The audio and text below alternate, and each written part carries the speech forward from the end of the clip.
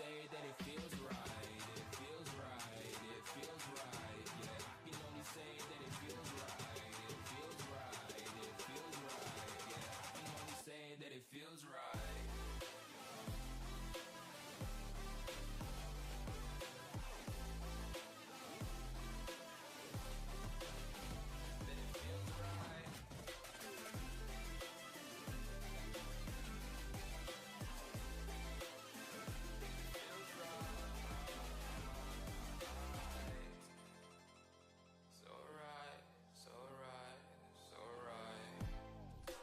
Going with the gut, never had a doubt, felt like this is just a must.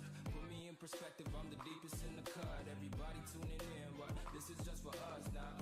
We know I ain't ballin' yet, hoes wanna holler, oh no, I don't call them back. Girl, let me see you hold it down, we gon' have a blast. Cause I just wanna know what you gonna do with all of that. Ain't gotta say a word, I know what's up. You can have it all, watch me rip it off. I'll admit it, you got me feeling hella love. Even when it's going down, know that we gon' live it up. Young shot caller, always been a baller. Know that you the one, I can feel it in my heart. Yeah, I won't stop charging me, go and come harder. I can see you and I, way beyond the stars, girl. I can never ever find the right words, and there's no way this is real life. There's no telling you're the right girl, so I can only say that it feels right. It feels right. It feels right. It feels right.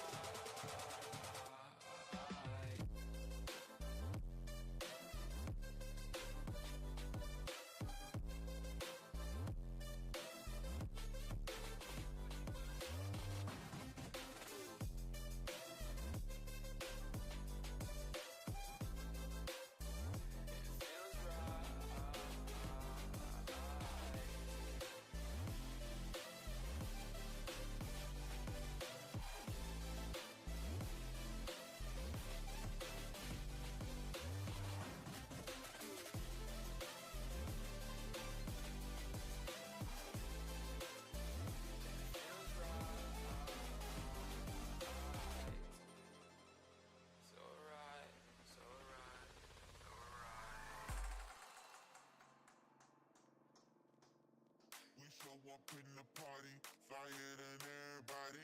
We show up in the party, flyer than everybody. We show up in the party, flyer than everybody. We show up in the party, flyer than everybody. We show up in the party, flyer than everybody. We show up in the party. We show up in the party.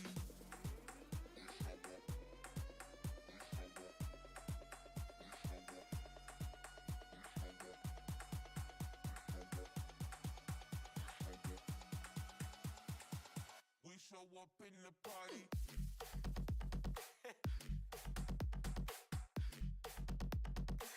We show up in the party.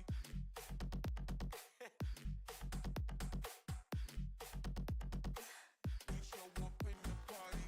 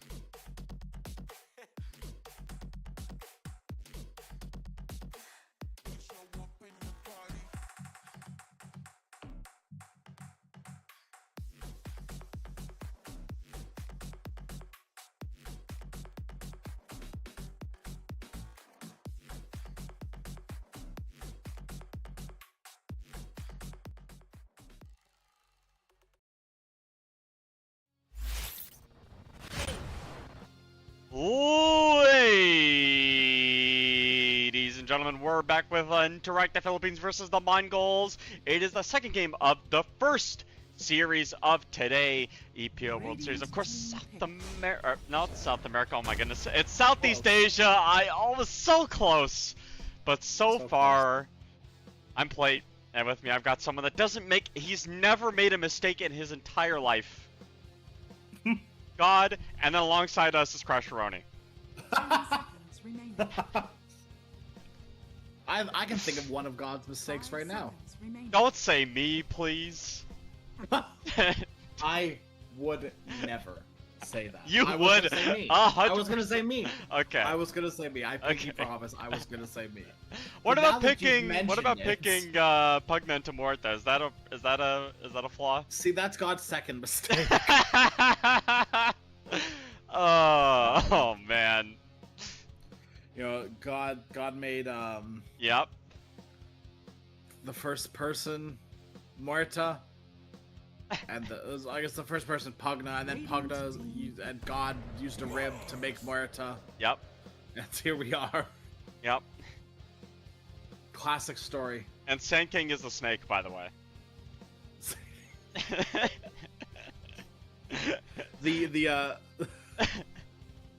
The epicenter of wisdom. Oh no! Oh no! We gotta stop, dude. We gotta. Okay.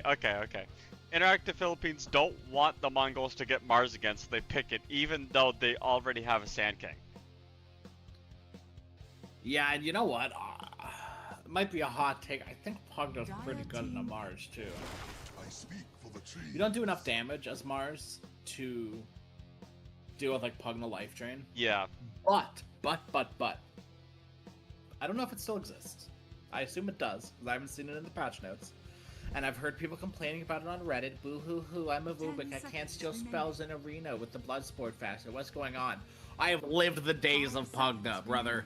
I have sat there trying to decrep myself and or Mars and or one of my teammates and life drain them, but no, you cannot. For some reason, you are not allowed to target things in Arena, even if you're stuck in there with them and have full vision of them.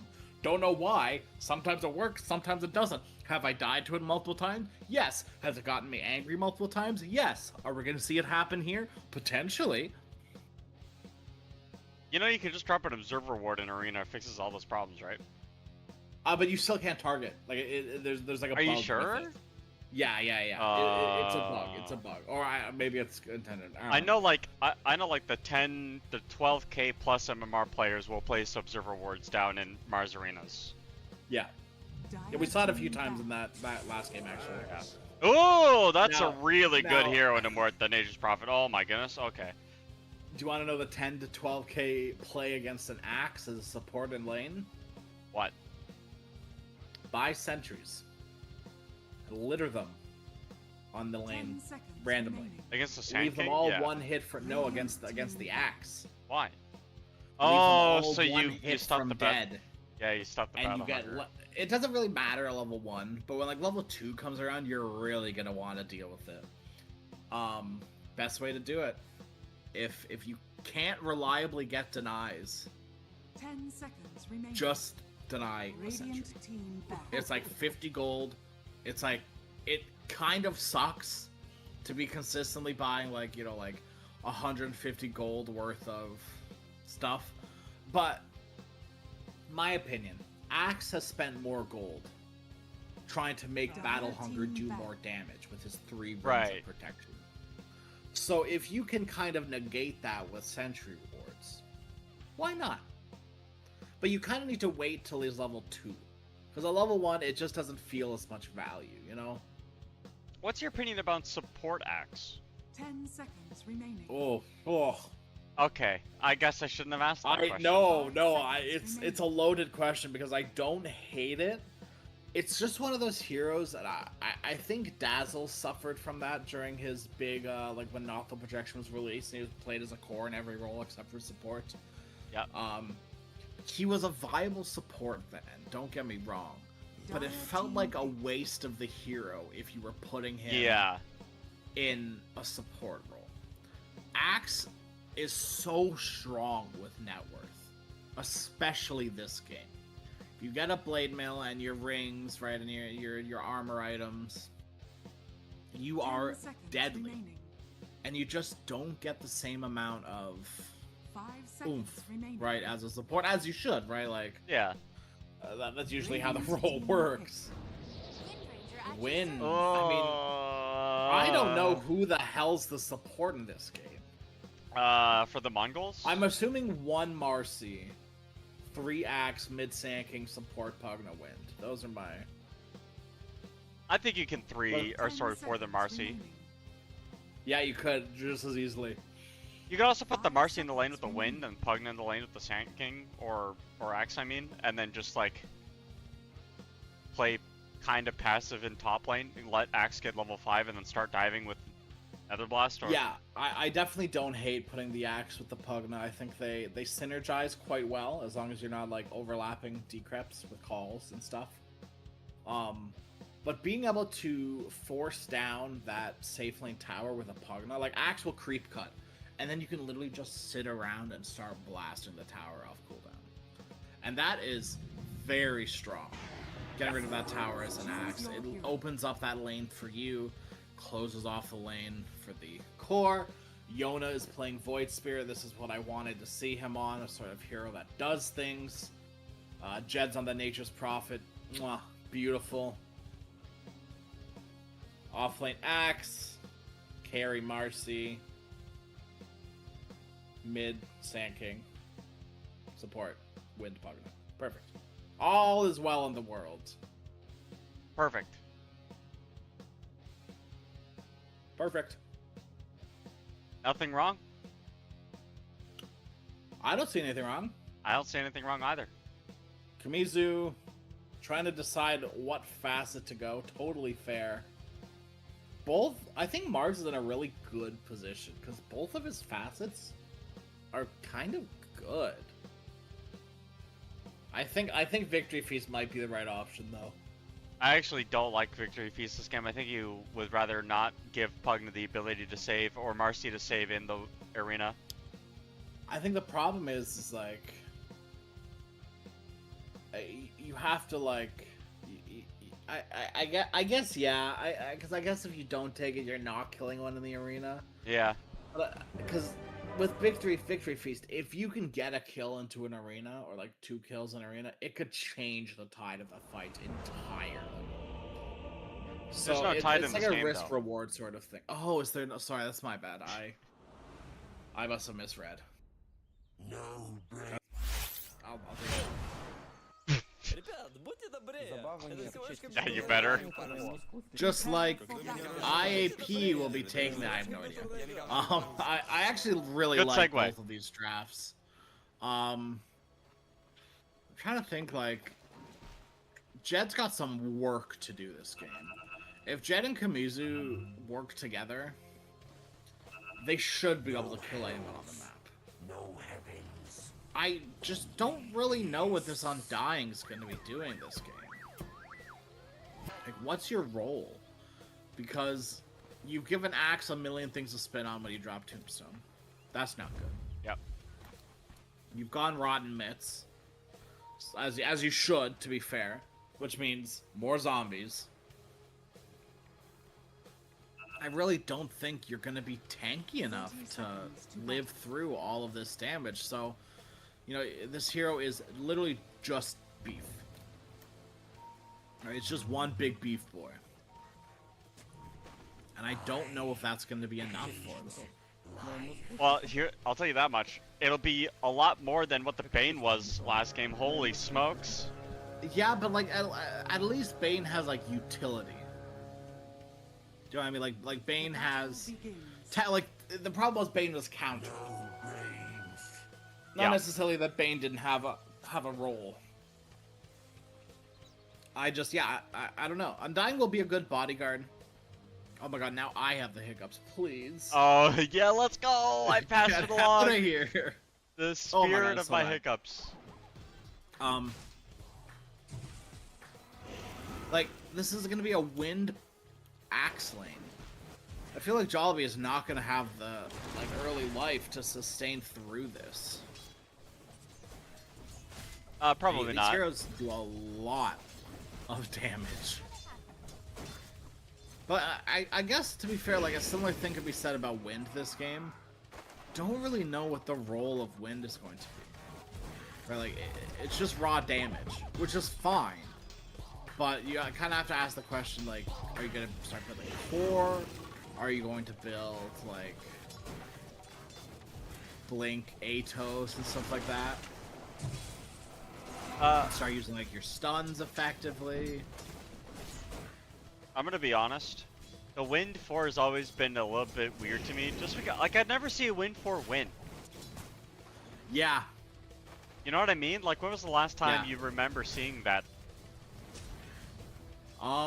Yeah, no, that's fair. I think it is kind of one of those win lane lose game sort of heroes. Yeah. Where, like, you do supply a lot of lane pressure, you do a lot of damage, but when you're picking a support, you kind of want a little bit more. And I think Muerta's, unironically, like, the perfect balance of that. Where she can do that raw damage and sort of build into a pseudo-core if given the choice. Yep.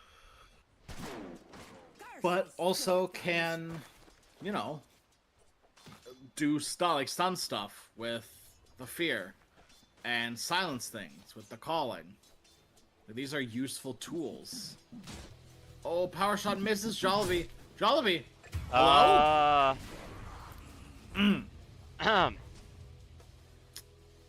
I didn't see that. Did you see that? I didn't see that. Just pretend for their sake, No, Think Jollibee. of the team. Yeah, Jollibee has played that really well. Yeah, he walked back to base. And yeah. Oh, hey, I didn't see that either. I didn't. No, I didn't. No. Everything's going great for IAP. Nature's is TPing back to Fountain. It's just gonna take him another few seconds. Yeah. Don't worry, he'll be back here in a moment. He's got his both TPs off cooldown because he bought a refresher orb. That's how farmed he is. Do you think a level 1 refresher orb would even be good? I don't know. I don't. I actually don't think it would be good at all. Well, I guess it would give you a bunch of regen. Like, that's the value you get from it, really. Yeah.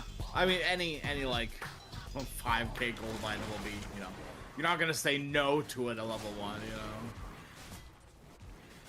But you don't even have the mana pool to, like, use. Like, what are you gonna do? No. Assuming you're Undying, you literally can't use double tombstone. No. You have to bring mangoes. Yeah. I guess that's fine, actually. Never mind. I would definitely. Yeah, no, it's actually not that bad. Like, you would totally do it. Yeah. But why? You know? I think, you know what I think, Play? Yeah. Do you remember when Ricky used to have his invis like level 1? Yep. They need to do that with Tinker and see what that does to the game. Give Tinker level 1 invis? No, give him level 1 rearm.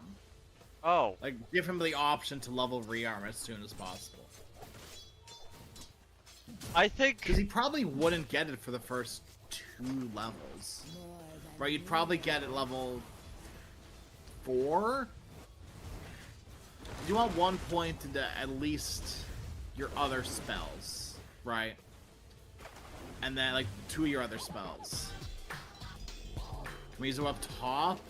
They're trying to make a Little play bit of a happen beat here, down. but... Yeah. Yeah, the ward is The other here. one kind of came out a little bit too late.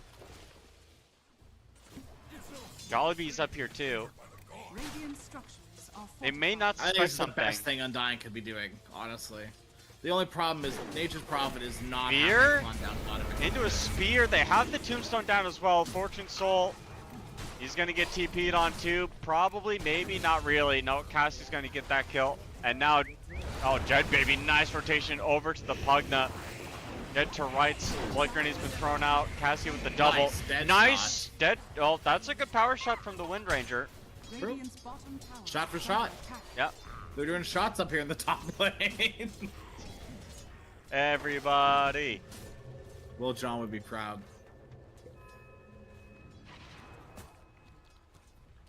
All right. Bisk does not want to relent, though. There's no No. reason to. There's literally nothing they can do against you. Just a couple more clicks, cancel the clarity, be a little bit of a nuisance. And with Bisk here, if he stays... No, he's leaving. If he stays, there's a high chance they can just kill Kamizu here. Yep. This is some unhinged item build, by the way. From who? 2 bracers, 2 gauntlets, 3 iron. Panda walking forward. Nature's Prophet. A couple of spins. Nice. Cancel up the TP.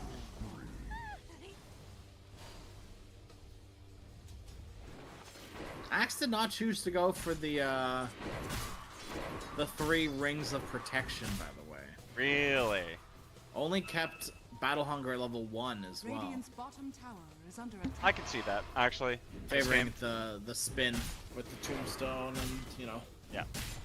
All the treants the Nature's Prophet will summon very early on and they get. Ooh, wait. No. Oh, that hasn't been that way since, yeah. Love that Prophet went from, like, more or less, not quite maxing treant, but, like, prioritizing treant as an ability over anything else to literally not doing anything. Okay, Power Shot doesn't land. This should be a kill onto Panda for sure. Yona. Yeah, that'll be enough for sure. Radiant's Too bottom deep. tower is under attack. What is that that's sticker? What Axe is going to do. Isn't it great? Isn't it fantastic? What is that sticker? I think that's. Is it like is it Collapse Centaur? Is that Collapse Centaur? That's hilarious. I have no idea. I think it is. That is so funny. I'm gonna check. I'll check for you.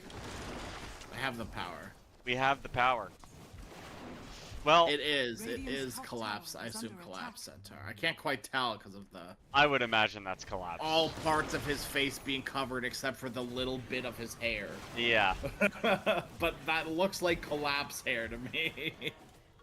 Yeah. If I know anything about hair, which I don't, it looks like Collapse. You are probably the last person here to be speaking of hair, to be Yeah. honest. Yeah. Radiant are Yeah. scanning. Yeah.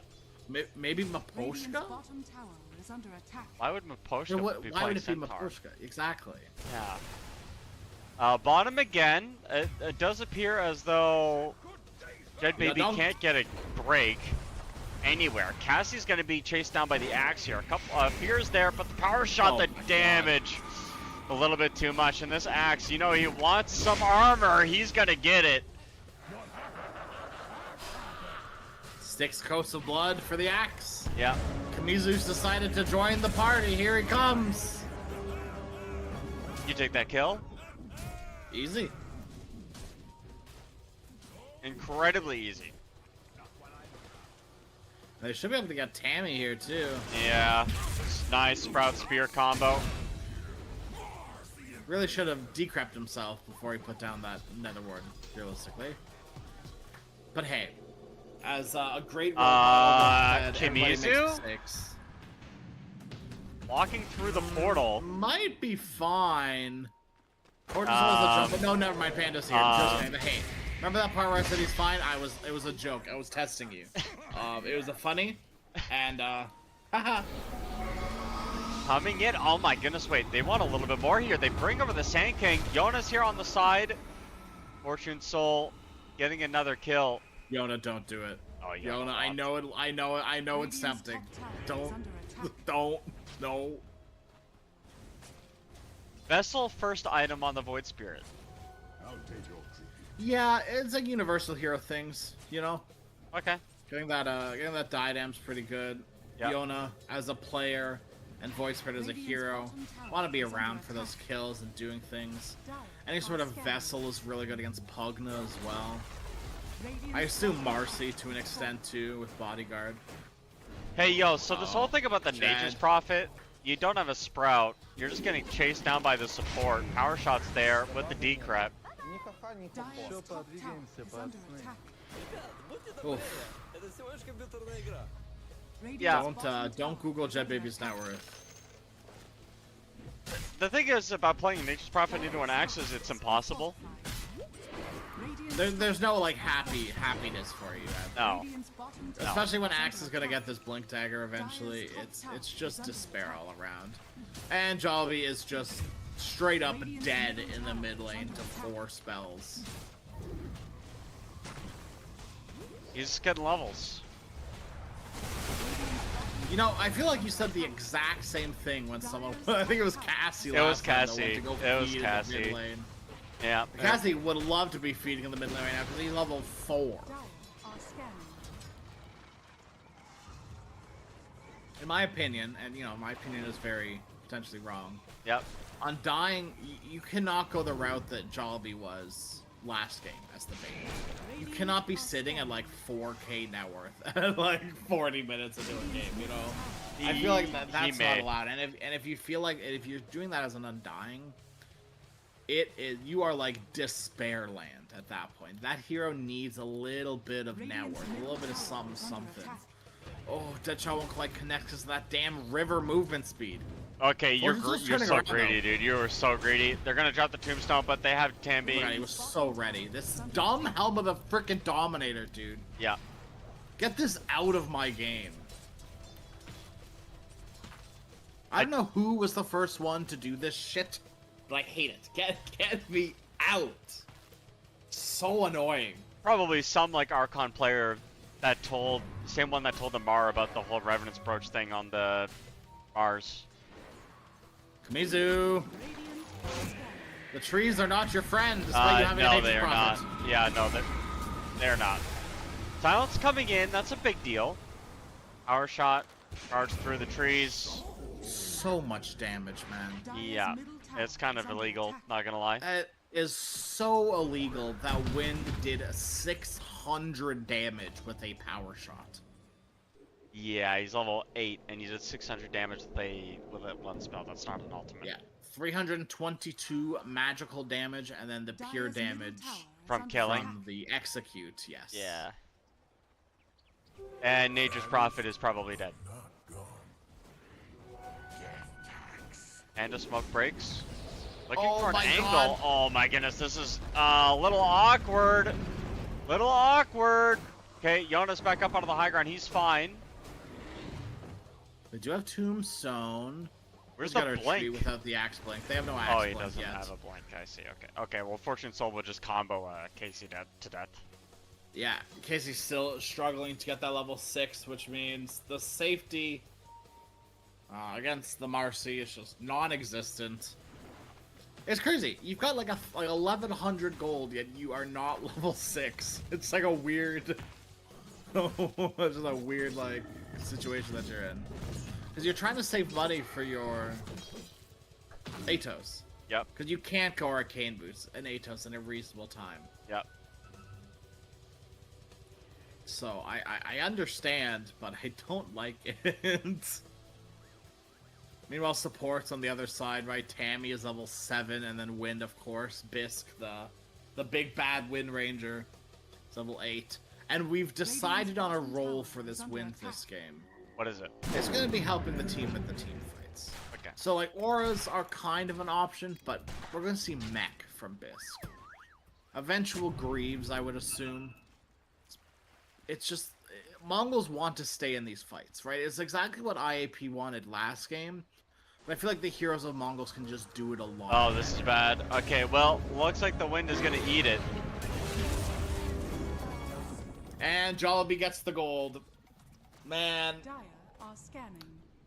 I have been told by some people that people who complain about kill stealing are a bunch of babies. But when you are down bad like this in a game, and there are 2 cores beside you, did you really need to get that last decay off? I think the really Undying necessary? needs help. Panda? Oh wait, no, that's the wrong one. Get the jump out onto the Void Spirit. Thrown into the team. Okay, he's good. He found his way up onto the high ground.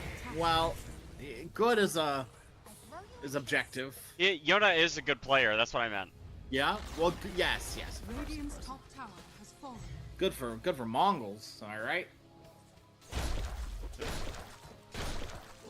Okay. This is my disapproval face, by the way. Look at it. Yep, this is it. Okay. Why go Staff of Wizardry first? What's the value in that? On who? For what? For Cassie, over the Vitality booster for the Atos. What are you getting out of that? Okay, well here's the deal. Vitality booster gives 250 HP for 1,000 gold. 2 fluffy hats gives you the same thing for 500 gold. Sure. I don't disagree with you there, but like, what? You know? Undying? in some danger, but it's actually going to be this. Oh, this hanking goes a little bit too deep. Pugna couldn't save the blink in with the call onto 2. Nice ultimate there as well. Kimizu getting pretty low as well. This ward is doing too much work. The power shot's not going to land in time. And here comes Fortune Sun. He knew he wants to kill everybody. No, the Marcy! This is the Marcy from the anime. Oh, Jesus. Literally TP'd in. Oh, blink in again, dude. Kimizu is maybe going to snipe Puggy here. They brought in Jollibee back in for some reason. Just at this point, I'm telling my team, make number go up. Go off, my sons. Go make number go up. I understand you have Blink Mars and you want to do something. That's not an option for you anymore. No. Marcy has BKB Helm Dom. Pugna is just doing Pugna things at this point. Max level ward, max level Nether Blast. If Pugna doesn't gain a level for the rest of this game, he's happy. Also, Tammy Baby was trying to life drain the Fortune Soul creep to heal himself, and he realized he couldn't do that. Blink in onto 2. Oh my goodness. That's not. That is like that is game ending. Do you know what I mean? Like that, like not necessarily like, oh my god, the game's over because of that, but like mentally you're checked out. You got 2-man called into a perfect shackle, into a beautiful epi, and I believe Jollibee is just fading away into nothingness in the top. Yeah. Yeah, that's 24 stacks of Coda blood of pain and misery. It's just 9.6. Axe is only at looks at the number. Oh my god, 30 armor. 30 armor in 17 minutes, dude. What is this, Terrorblade? No, Terrorblade would have this in the landing stage. That's sorry, my bad. You're right. Yeah. Now, Fortune Soul is just taking a stupid Helm Dominator creep and running at a damn stupid freaking. Get out of my game, man. Hey, do you want to talk about it? There's just no counterplay to it anymore. Midas? No, it doesn't. No, work. you can't. No, It's a can't. hero creep. It's a hero creep. You can't Midas it. You can't Dagon it. Radiant's middle tower It's literally they took away Ironwood Treant and they gave you Ironwood Treant at home. Like, and I will die on this hill, and I will be alone if I have to. Tammy? Smoke up. Okay, he gets the ward down, and they have Panda here waiting in the wings. No! That's a nice shackle. Power shot called there as well. They are going to drop the tombstone as well. This is a big fight for them to take as Jet Baby comes in as well. This arena is going to do the work, but they've got to deal with the Nether Ward. I mean, yeah, they do have to deal with the Nether Ward at some point. Fortune Soul is coming in as well as the Sand King. That is one dead Nature's Prophet carry, and barely will the Muerta survive. Oh, he's fine. He's fine. He's fine. He had to deal with a few zombies, but he's fine. And Cassie? they might get more Cassie? if they see the silly little Muerta. No. Well, okay, I mean, that was where she was. Hey, you know what? I don't blame him. Like 3 seconds late. I don't blame him. Though. No, I mean, you miss every shot you don't take, you miss every hook you don't throw. Something. You miss every dunk you don't. I've never really into basketball, press. really. Oh, I see. Yeah, you're not a Braun Lames fan? No, not really much of a b-baller. You mean baseball? Yes. Yeah, not that one either. Yeah. Not a big sports ball enjoyer, you know. I sport see. puck, but sport ball, not. I like when team gets points and ball goes under hoop. Or not ball, net. flat ball. Flat ball's cool too. Yeah. Wind up top. Top lane Bisque. Dude, there's 4 heroes for this damn win. Yeah, they will get the wind. Maybe the Sand King as well. Broshek down to the low ground. But Panda's coming. Alright, it's Panda. Panda wants it. Panda, where are you going? Who's your target? Oh, you can't get... Oh, the Blake's going to get canceled. It doesn't look like anybody so far as this Void Spirit is going to keep on going. Trying to chase the Sand King. The heal is there. Won't be able to come in time. Fortunately, with the BKB coming through, right through that arena like it's done absolutely nothing. And another ward is down as well. This Undying... Oh, I don't know what happened to that Undying, but he is dead to rights. Yorda dunked on. Just like that. There's nothing left for you here. There's a like game. in this game. There's a no, game. I really don't think there is. Tanking. Misses a stun. I didn't know that was possible. You threw everything and your kitchen sink and the enemy's kitchen sink at a damn wind and a half a sand king. Yippee! They got the win. Wind was alive before that fight even ended. But, I mean, this Pugna is doing so much as well, just popping the Nether Ward. It's like literally just Nether Ward, Ethereal himself, free fight. Every time. And there are so many priorities that IAP have in these fights. It's like, we need to deal with Nether Ward, we need to not group because of Axe, this wind is a nuisance too, so I need to not be around trees or my teammates. And if you're not around trees or teammates, where are you playing in Dota? The river? Nowhere is safe, and Axe is proving that. Dire's middle tower is under attack. Axe is the danger. Every coin helps. If I'm the Axe, I actually don't know why Panda bought a BKB. You know what? Yes, dude. Yes, he's going to Giga build. Sanjay Kaya. Yeah, Sanjay Kai is such a Yeah. Giga Chat Axe build, dude. Into Roche they go. Nothing's gonna stop them. Nothing can stop them. Hell, they probably want IAP to try and stop them. Please meet us at Roshan. 5v5 in front of an audience, the audience being Roshan. Yeah. He's like the emperor, right? He's gonna give the thumbs up or thumbs down after you take a fight.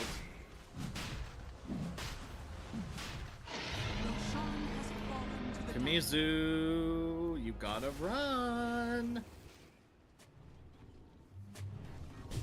Actually, no, just kidding. It's Jollibee again.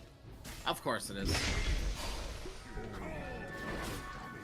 12 and 2 on this Axe. 14.4 armor. And it looks like, oh, Kamizu did TP out. They did catch Kamizu, but they didn't, like, commit to the catch of Kamizu, because he drops the arena. But now arena's down, right? That's 80 seconds on the clock where you can sort of just run at these towers. Dire's top tower is under attack. Alright, what's going to be higher by the end of this game? Axe's armor or Jollibee's net worth? Has fallen. Jollibee's net worth? But only by a little, I bet. What kind of question is that? Oh, Just, you know, Yona? just gotta jump. Radiant's bottom tower But if Panda guesses, no, he uses like right Yeah, now. he's like, yeah. Yeah. It was a test and you passed. Okay, well, hey, I was waiting for Kamizu to die bottom. Dire. There it is. Found it. It happened. It was a little late, but I think Kamizu expected the same thing I expected, was to not see those same two heroes down to the bottom lane for like a minute and a half. They just stayed down there waiting for someone else to show. You know what item I think is really underrated on Axe? Octarine Core. Yes, that is true, but Wow. yeah. Еще подвигаемся. Kaya Yasha. Radiant's top tower is Yeah, under I attack. think Kaya-san just gives you, like, more, though, of what you want. I don't necessarily disagree, but I don't, like, wholeheartedly agree either. Panda misses the call on Yona. Yeah, that was very lucky. Oh no, he got Yona's not caught. a TP. Uh-oh. No TP for 10 seconds. Yeah, that's not gonna Call again in one. Yeah, It's yeah, perfectly he's chained. dead.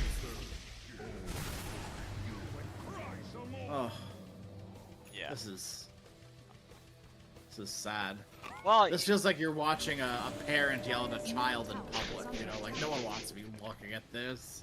But everyone's just forced to, you know, you're trying to do your shopping and someone's yelling a little Timmy in the grocery aisle and Timmy doesn't want to be here, you don't want to be here, but you've got to get the potatoes like right beside her and she's just yelling and it's like you can't even go and get other things either because like the potatoes is the last thing you need, so you just have to wait. And you're just watching, because you don't want to not watch either. Like, this is free entertainment, right? So it's really like a morale choice here of like, should I just stop for Timmy's sake? And the answer is yeah, probably. Maybe it's time to log off IAP and. Are they Timmy or the Watchers? You know, I'm so deep down this. Yeah. This analogy, I've lost it. I've lost. Where am I? Where am I? Well, right now you're probably in a much better spot than where IAP is. Yeah, because I'm not in the bottom of a hole to hell. Where's the lion, dude? Quick, someone make the Undying turn into lion. Someone called Lion King. What? We need Simba on the phone. Stat, we need a lion. Yeah, Disney's calling. Oh. I don't answer those calls. Something about copyright infringement? No. Never heard of her. Never really been a fan of that movie, so. Yeah, the movie copyright infringement. That's a great. Yes, yeah, the hit Disney Pixar movie copyright Disney classic. Yeah. It's one of their like early animated features. Yeah. That's why it's copyrighted so much. Yeah.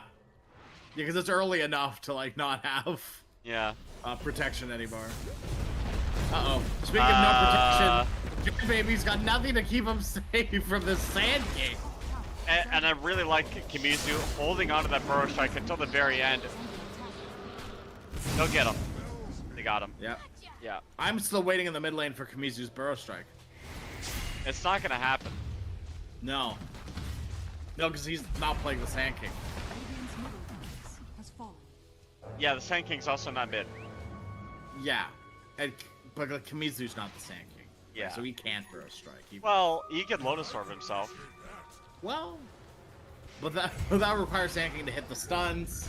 That also requires Mars to have money. Spear back on the Pugna. Here's the. Okay. Oh, okay. No, the Eel Scepter's not gonna. Never mind. It's actually really bad for them now with the fact that Potion Soul's here. He's got Daedalus too. I mean, the Pugna's not even close to dead at this point. Like, what's gonna even happen here? He's just walking away. Kimizu's just do anything. shielding himself up, but he dies in the matter of seconds. They are in a full scramble mode, it feels like, with IAP right now. Yeah. I didn't think they would end the game with as little kills as they did last game. And they have. They are at this point looking to end the game with the exact amount of kills they had last game. Panda is playing with his food. Good news, Muerta has an Aghanim Scepter. There is some more good news. Oh, bad news. Oh, that's... Yeah. Really, really bad news here at the moment. Yeah, this is not going well, is it? Panda's coming in now. Kimizu? Oh, spear back? Hold on, you don't want to be in the arena. That's not the place you want to be. Yona's coming in, committing everything, but he dies the moment that he tries to even step inside of the arena.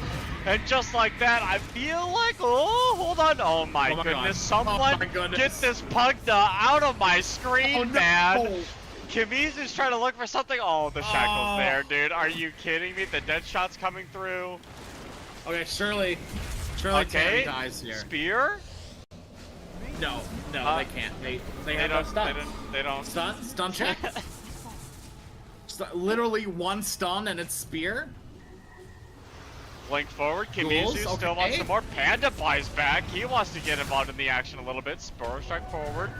Sand King in some trouble. Not as much trouble as that Mars, though. He'll get himself on the ward. Jed? They called it. They called it. That's right. Meanwhile, Panda is in the base. More kills. Blood for the blood god. Oh, man. You know what? What? They got more kills than they did last game. Bing, bang, boom. Good news, everyone. Yeah? No. It's, Our next game is in an hour, isn't it? Yeah, it's gonna be a bit of a wait. It's gonna be a wait. It's gonna be Yeah, it's gonna be a Yeah, wait. it is an hour. Gonna Yeah. Be, no, it's gonna be. Yeah. Oof. Gonna be a. Not as you know what? I bet that hour-long break is gonna feel shorter than the game IAP just played. Oh my god. Holy. That was so sad to see. And like, as much as I'm like crapping on IAP, I like most of them. I don't know really a lot of them like personally. Like I don't know Kamizu too much. Like about Kamizu too much. I've seen a bit of Cassie, but like I like Jet Baby, I like Yoda, and Jollibee's fun. I don't know how much I like Jollibee as a player, because I feel like Jollibee is doing this a lot. But I have no beef with IAP as much as I'm kind of like dunking on them. But Panda definitely dunked on them more than I did in this game. I think 46 armor from enemies killed by axe. If I'm gonna like look IAP in the face and just like give them some honest criticism, stop picking this Undying hero. It didn't do anything in game 1, and it didn't do anything in game 2. It's not the flex hero you think it is. No, and honestly, like I just kind of harp on it again. Like I just don't know what the role of the hero is supposed to be. Right? Like you pick something like a Shadow Shaman, you know his role. You pick something like a Pugna, you know his role. And you know, Wind may kind of fall into that same issue, but she has Shackle, right? She has a stun. She has a huge nuke that at like 11 minutes can do like 600 damage to the right heroes. Like, there are things that the hero can do, but when Mongols just don't care about Tombstone, the biggest thing that hero, Jollibee, could possibly ever do is win lane. And against an Axe Wind, it's just not happening. It was despair, disaster, and sadness for IAP, but I guess it's like first game, right? Like first game of the season, first game for them. Yeah. So they have time to sort of right the wrongs and the woes that happened, because there's the whole last group stage ahead of them. Right? They at least have 5 more best of 3s to play.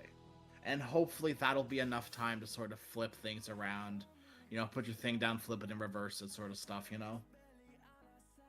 And I mean, just like that, you know what? You know, the first series, not that big of a deal. You lose, you get 2-0'd, so what? This is really good footage for them to go look back on. Think about what they could play better. There's a lot of mistakes, a lot of areas that you can improve upon. But Crash, that's it for our first series today. We've got ourselves another later tonight in about an hour. I hope that you will join us for that. As of now, I've been playing. This has been Crash, and we'll be seeing you. Well, I'll be seeing you. I don't think Crash is coming. No. He's done. We don't want him anymore. I'm gonna go cry myself to sleep. POV IAP. Oh no. Alright, well, we're catching up.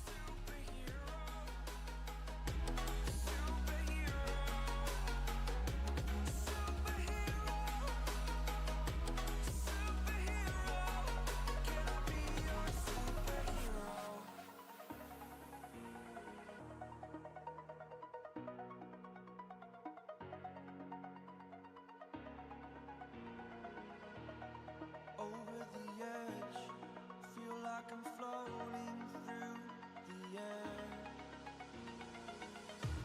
The pain I felt is paid for, all is said and done.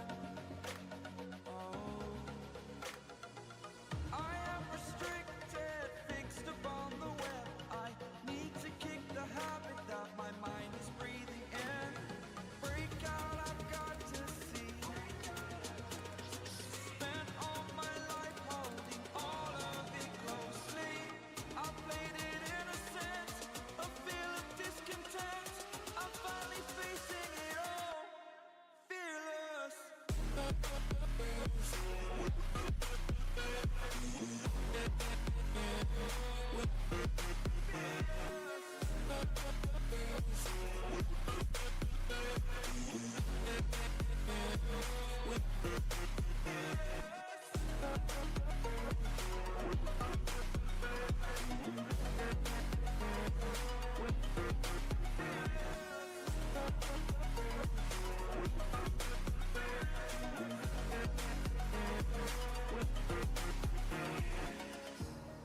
Burning the bridge that keeps us. I'm here and I'm feeling fearless. Exaggerated, that's what you assume.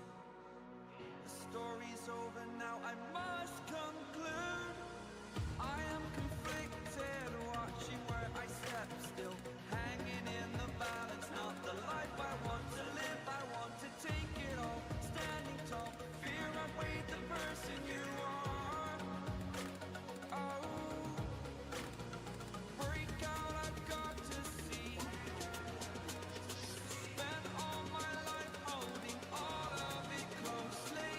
I played it innocent, a feel of discontent. I'm finally facing it all, fearless.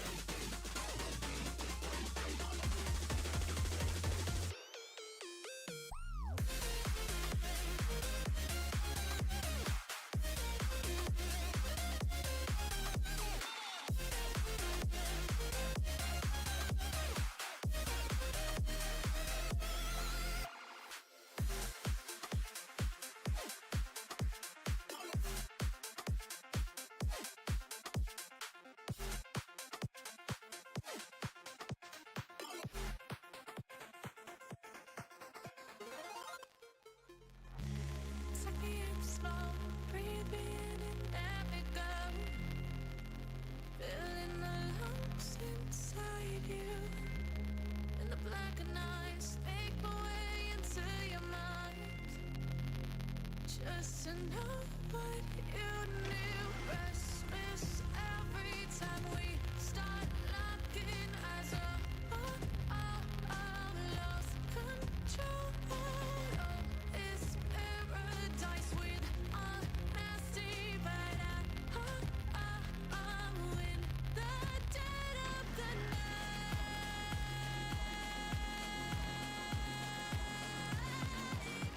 Let the darkness take control.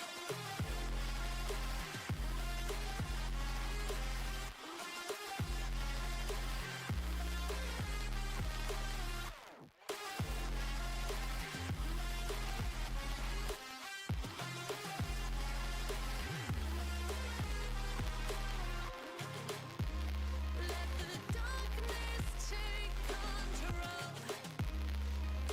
Darkness take control. May the darkness take control.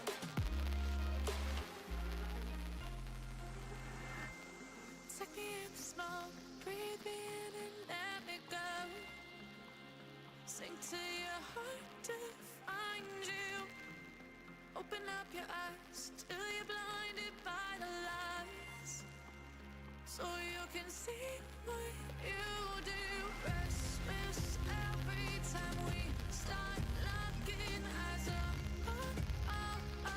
Lost control. Oh, it's paradise with honesty, but I'm in the dead of the night. Teardrops on the floor. The pain is over. Feel the darkness take control.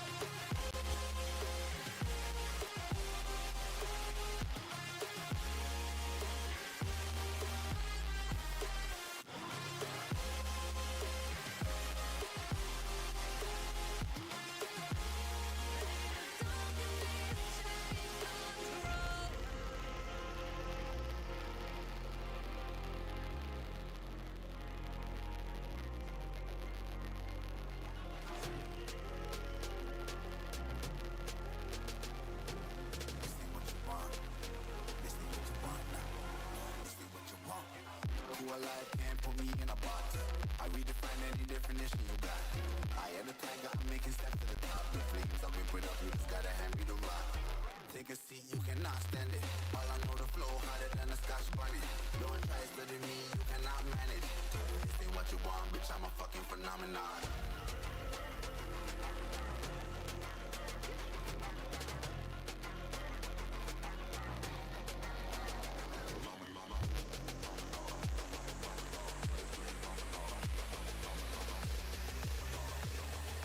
This ain't what you want, bitch, I'm a fucking phenomenon.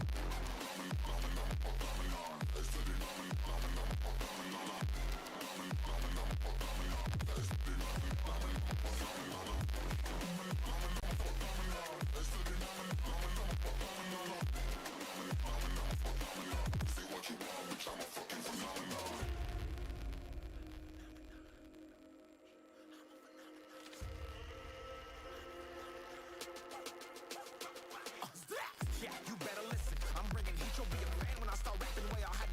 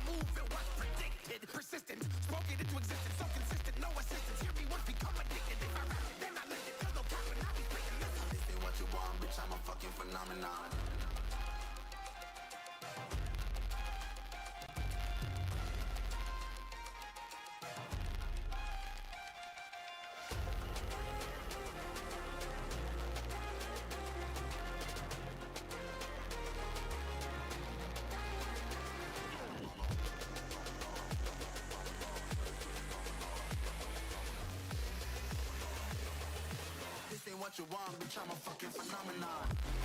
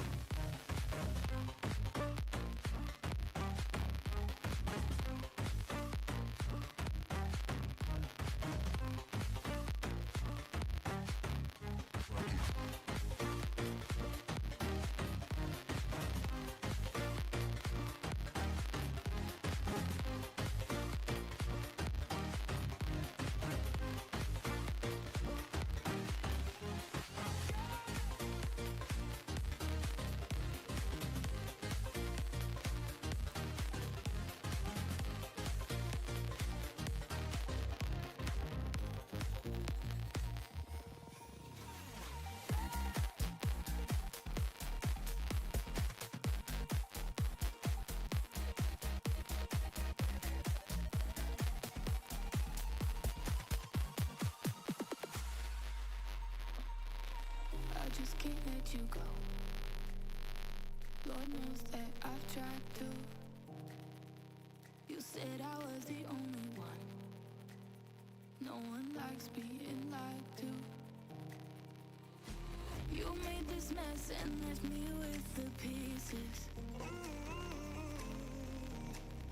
Now I wanna burn all the bridges between us. I can't focus, I can't forget.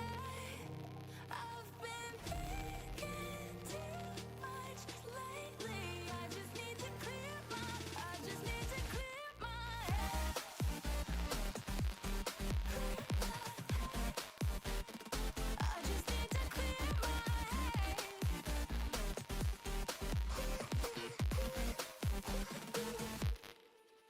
I've been stuck on your memory, but it's not like I need it. And you may have some history, but we don't have to repeat it. You made this mess and left me with the pieces. Now I'm gonna burn all the bridges between us.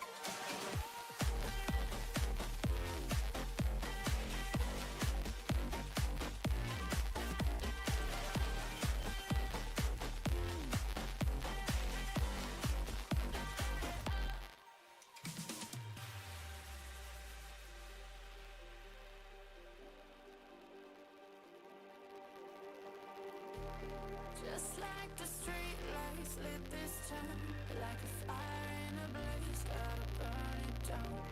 Can't be afraid to live this out.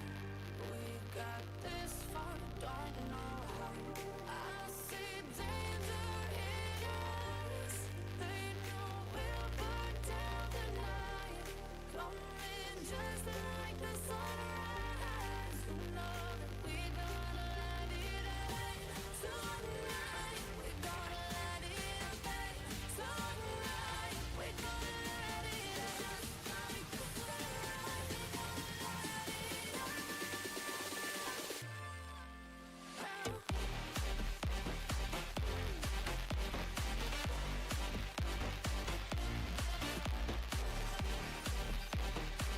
we gonna light it up.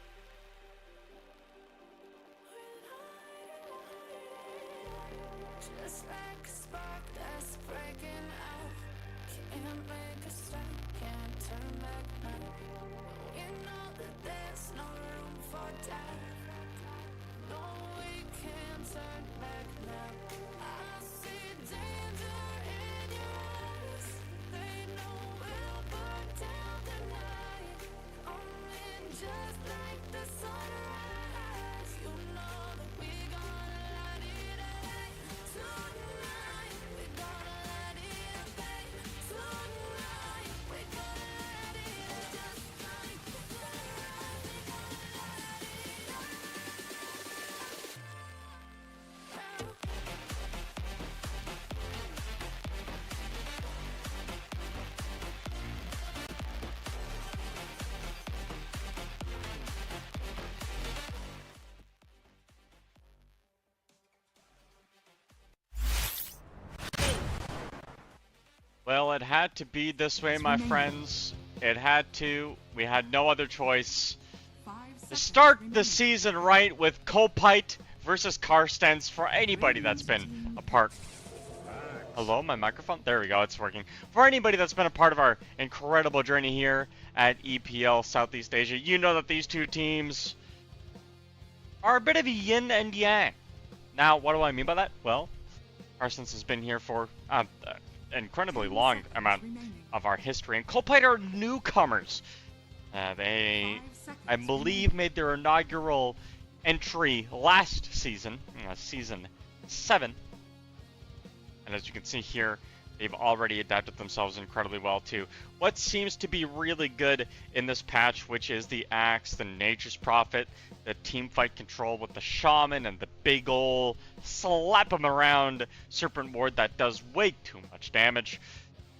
Hopefully they'll be able to turn some of this global pickoff pressure into one tower push with the Shaman. Now, on the other side, Carstenz eSports going for something a little bit spicier, if I can say so myself. The Disruptor, not the most common position 5 hero in the patch as of late. We've normally see things like Warlocks, Pugna's another really common option, as well as sometimes again the Shaman. Lich is very powerful.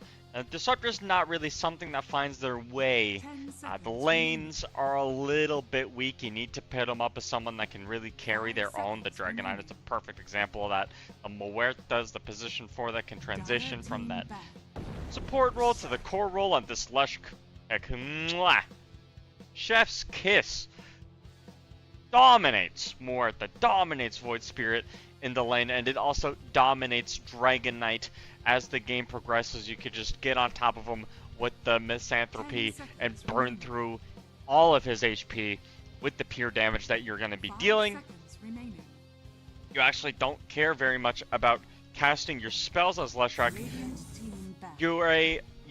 I'm either fighting, so I'm turning on my Pulse Nova and my Pulse Edict on. My Supernova Pulse, I don't know what the heck is, you know what I'm talking about.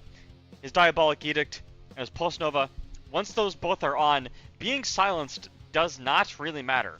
And it makes it pretty good to play into silences. You just need to buy a little bit of time in order to be able to cast those spells. And once you've casted those 2 spells alone, then you can go in and make some dynamic play happen. It's only when you have that Lightning Storm and the Split Earth that you can really take control of fights and just start pummeling damage into your opponents. Now, Carstenz eSports do have a resilient team here. The Muerta doesn't necessarily have the highest HP pool, but cannot die to right clicks. Also, if you get called as a Muerta and you're ulted, it's fine. It's completely fine. You're fine. Especially as a support. And the Void Spirit as well. All damage shield. You're going to be involved. You're going to get in. Pop your old damage shield. You've got the mobility because you're a spirit hero. What is not to like? And Dragon Knight, of course, is Dragon Knight. Now, for the last pick here for both teams, you look at Kopite and you see this support maybe could be missing, or they could be missing a carry. It's really up to them to decide what they're looking for. Carstenz eSports are believing that this is going to be a Nature's Prophet, probably a position 4, I would imagine.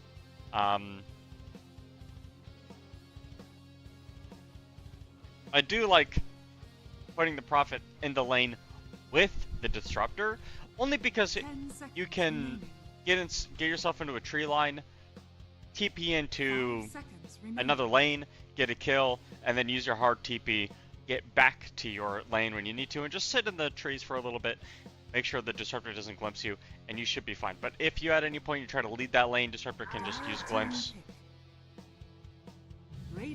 pull you back in. Undying. Okay, so this is the 3rd game of Undying that we will be seeing today. We saw 2 games of it earlier where Interact the Philippines played it against Mongols and they lost both games. It was a 3 in game 1 and a support in game 2. It really did not have that much impact in either game, and seeing it in this one makes me think it's going to be more of the same. Maybe the difference is this time around you can just pick a place to fight in, right? Like Axe Call into a Tombstone, followed by Letrax Splitter. There's some stuff. You have the Hex and the Shackle on the Shaman. Nature's Prophet Sprout is really good at keeping people locked in. So really low cooldown for Kopite. Lesh has no cooldowns. Axe has no cooldowns.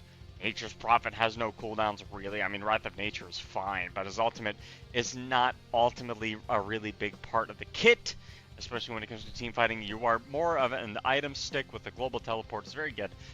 Carstenz here, with all of this high tempo that they're facing, they can go one of 2 ways. They can either pick a 3 here, like an Enigma, or they're going to go with the Puck and play the Void Spirit 3. So the Puck does add a level of team fight that Kopite do not have.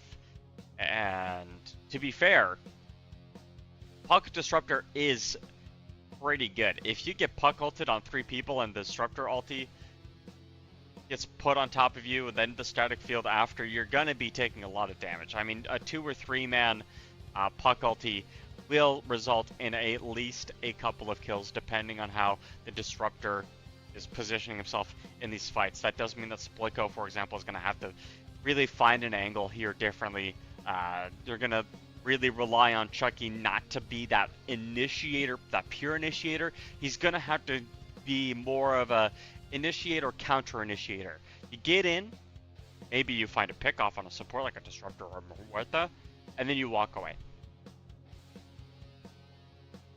And then you go back in. And then you walk away. Right? You play that in and out type hero. Now that is a really good axe set, I'm not gonna lie. That was pretty spot on for what I'd expect an axe to be using, and that is probably one of the best axes I've seen, pure axes.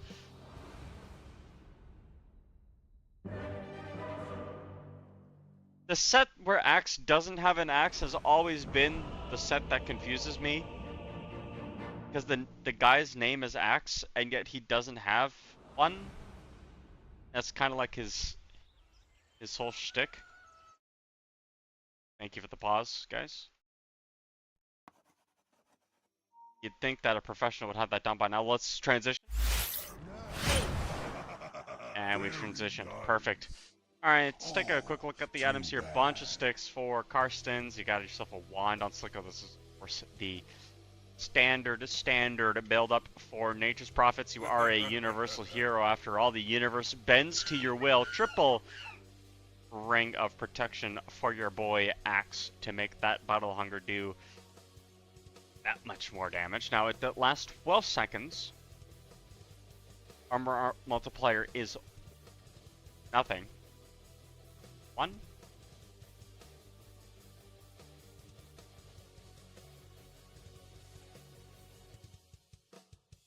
Oh, it's 1 because it's a talent.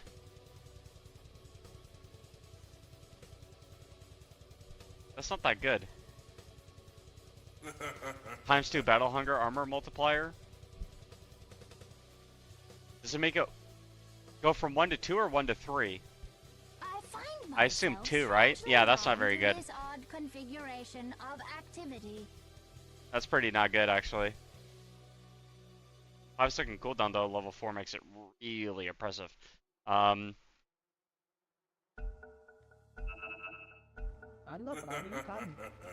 Let's see. Anya with the Tango, of course, typical bottle rush build up for the Lesh. Bombi. Playing the Undying. Cecil's Dirge has an incredibly long cooldown.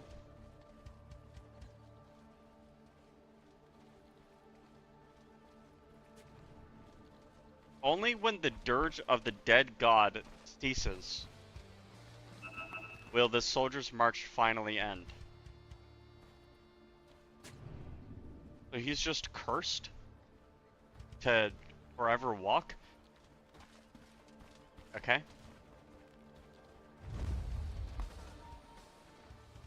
Smoke up.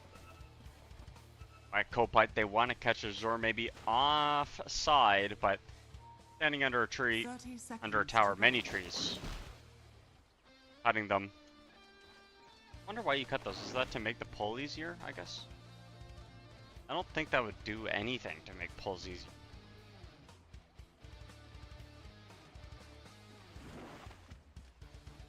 What are you cutting all these trees for, Azure? What is the purpose of these tree cuts? The battle begins. I don't know. I do not know. Now, Axe should have a decent lane into the Dragon Knight. See that Kopite set up on the high ground. They want to kill this wave. I assume they want to kill the wave before it arrives, or are they just going to body block it? No, they're just going to body block it. Okay. Azur's left alone to his own devices.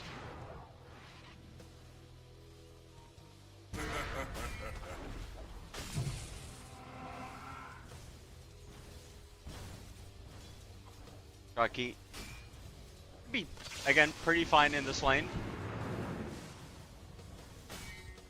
That glimpse was annoying, but glimpse has like a 20-second cooldown at level 1. 24.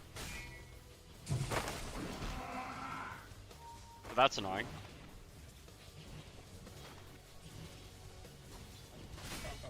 It is awkward that both Disruptor and Axe are in the same lane, though they are not on the same team. For those of you that don't know, Axe and Disruptor are of the same species.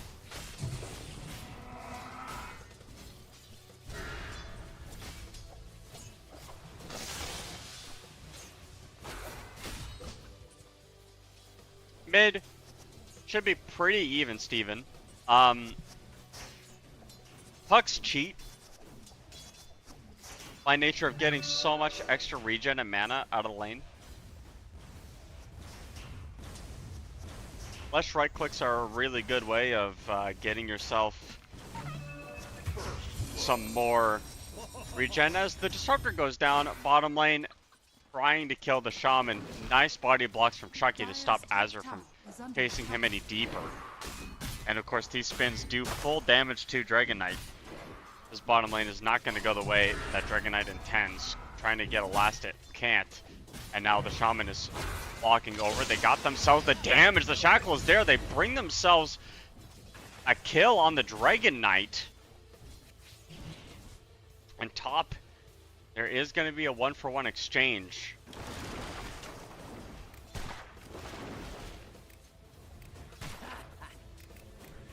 Nature's Prophet will be pretty happy about the state of affairs up top so far. Not a very good lane for Void Spirit, this top lane. Undying is very much one of those guys that just does not care about anything you're doing. Soul Rip level 2 as well. Probably got that for the kill on Leon, baby. And mid WTD.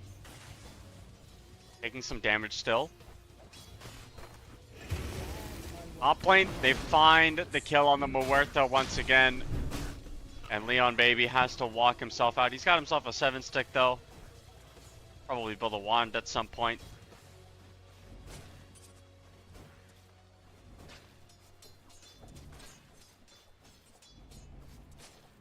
Universal hero things with the Void Spirit building the vessel into the, well, I guess the urn into the vessel, which is pretty common. Mostly the kind of impact that you'd think about for a universal offlaner. That is one of the bigger aspects, I think, that makes heroes like Void Spirit a little bit more viable in the offlane. The fact that Vessel is just so useful, both in terms of stats and like what it does, how it reflects the offlaner plays typically. In that offlane, you are going to be a little bit more aggressive, a little bit more active as that core.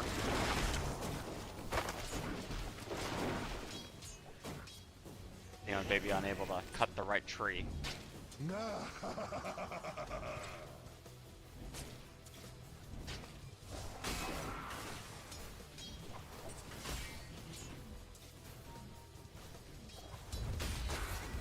Strikey with as much armor as physically possible. 14 armor on the axe, and it's growing.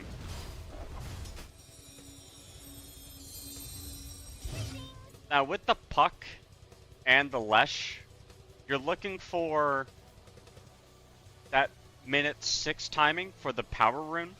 Both bottle heroes, both heroes that can really get involved depending on what rune they get.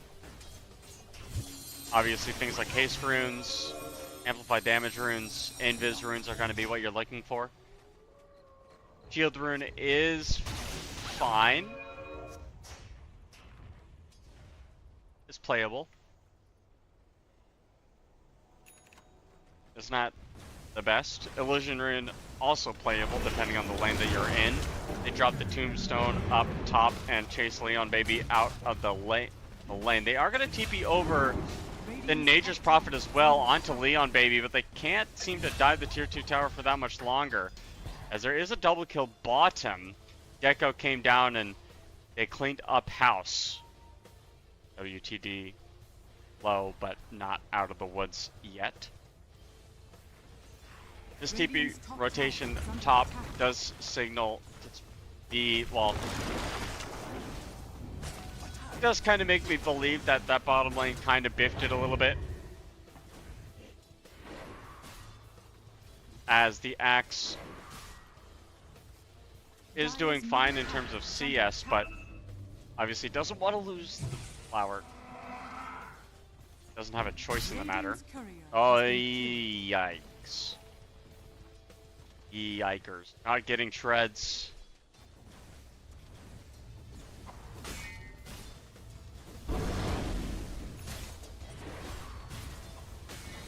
Does make him killable. A big play happening in mid. They find a pickoff. Anya will be glimpsed back, but there's not enough follow-up from these supports. The puck is dead.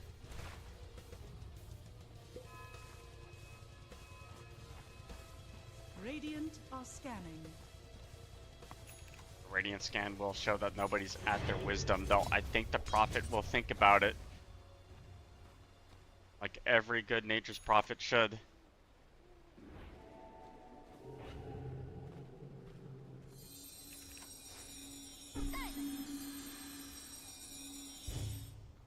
Dire's top tower is under attack. Of course, when you look at the money, you would be pressed to find that they're in a really good position. Unlike the Dragon Knight, that might have been a little bit too close to comfort. Chucky will be denied his coat of blood. He is unclothed. Radiant's bottom tower No is coat under for you, attack. my friend. Radiant structures are fortified. And this lane for the Dragon Knight has not really gone to plan. For Carstenz, though, I do really like how the Dire played it. Radiant's bottom tower Shaman and Axe are a pretty annoying lane to deal with. There's so much control, and Axe is just one of those lane dominating heroes anyway. And just chase whomever you wish to eternity. As there's a Hex on the puck, the silence is there to stop any Shackle follow-up. Mamangdaya wants to keep going on top of the Shaman. Glimpse back up onto the high ground. One last right click and the Glimpse is going to be able to do a Bombi now. Walking up onto the high ground. They bring over Spliko as well. Mamangdaya can't get the phase shift off in time. He is dead. Spliko with the double kill Dire's top tower is facilitates the revenge of the Shaman. As Chucky will chase Azure underneath this tier 2 tower. He doesn't have any TP follow-up. Got his phase boots. He's going to go for the blade mail next. And these cores are struggling on Carstenz. Void Spirit, not the kind of 3 that can really just sit and farm. Not like an Axe. And now with the disparity between the two of them being 1100. Or sorry, I mean 1000 is quite significant at this stage of the game.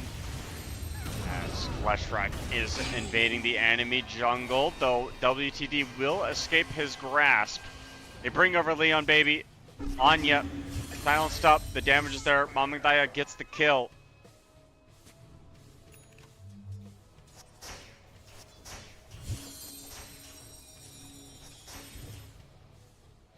The big pickup. Lesher's a little bit too deep without any vision. I get that you're trying to get some farm going, but maybe that was a little bit too ambitious of yourself. And that will put the puck in playmaking category.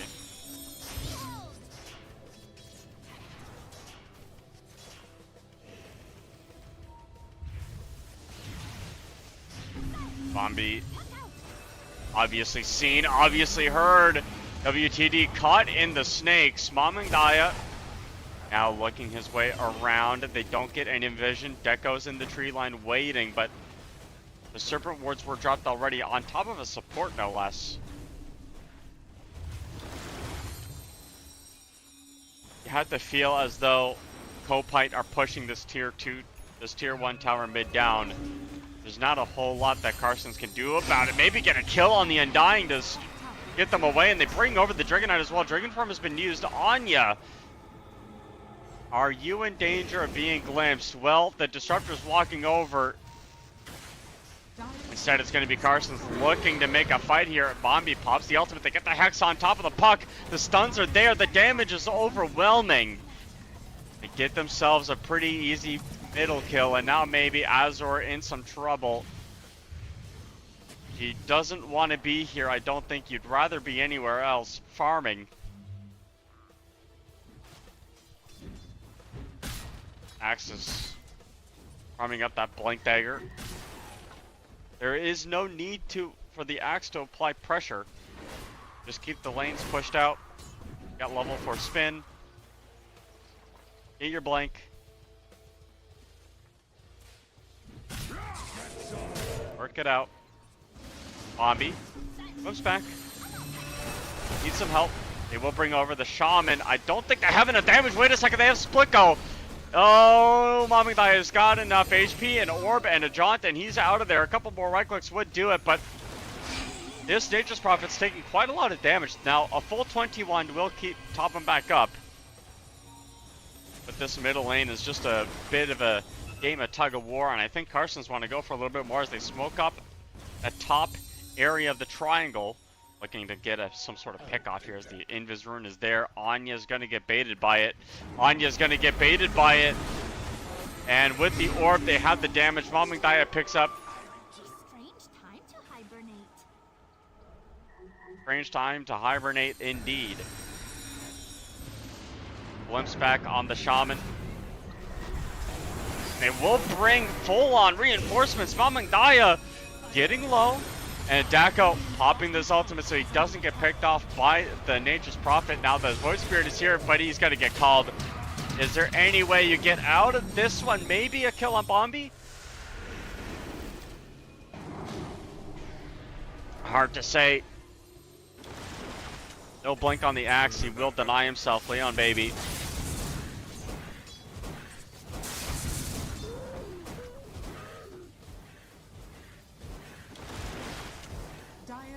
Played that extremely well. And we're kind of, you know, at that point now. The Puck just got their Witchblade, so there are things to play for. Puck has always been a weird hero to me. Weird in the sense that you are deceptively tanky because of your elusiveness. And your damage comes from your elusiveness. So if you are ever hexed by, or for example from a Shaman, 2-2-2 build is crazy work, by the way. This is not something I have seen or would recommend. Dire's top tower is under attack. You really only do this if you really know what you're doing. Tower has fallen. Dire's middle tower is under attack. Radiant are scanning. A blink in 3 seconds on the Shaman.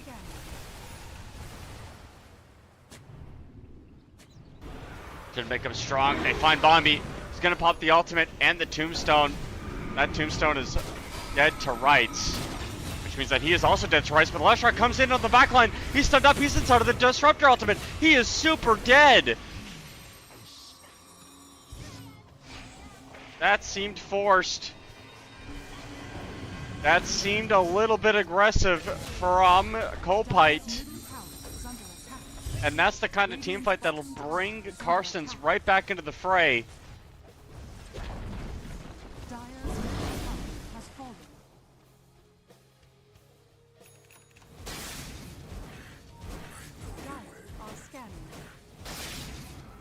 I would imagine that Nature's Prophet is building a Dragon Lance.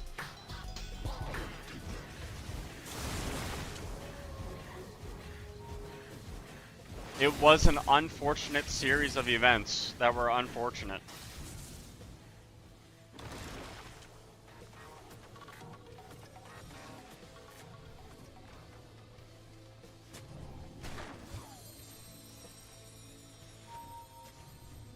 Bombi once again.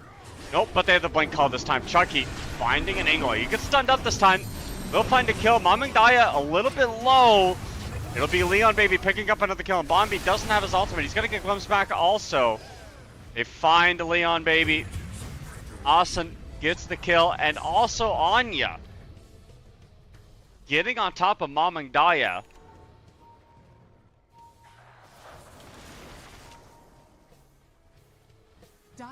Carstenz have to deal with so much stuff to hit. Radiant's middle tower is under attack. In a team fight. The tombstone, the serpent wards.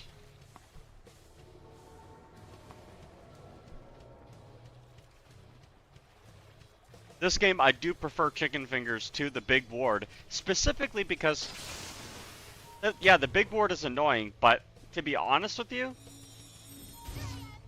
I think the chicken fingers are a little bit more helpful, like especially against a puck. If you hit a puck randomly in a team fight, blink forward, Chucky finds an angle. Now, unfortunately, Mamang Daya, you'll be fine. Drops the Dream Coil as well. This axe is in some trouble, but there goes the Leshrac. Finding one, maybe even finding a little bit more as Leon Baby comes in. Slicko with that TP. The stun is there onto Azure. They're trying to find an angle here. Leon Baby fighting around the team fight, but Bombi's being healed up by the trees. Anya's waiting in the wings, looking for an angle. He's got the amplified damage room. Will he find it? Yes, he will. They get the angle, and they're also going to find more as the Void Spirit stunned up. Trying to get that pick off, but Leon Baby's stuck in the Sprout. Doesn't have himself a jump for another second. It just got off cooldown. Will kill one, but there's a little bit more action where that came from as the Disruptor was seen. And that'll be the middle tier 1 tower for Carstenz, taken off the map. Beautiful jump in plays from the Leshrac.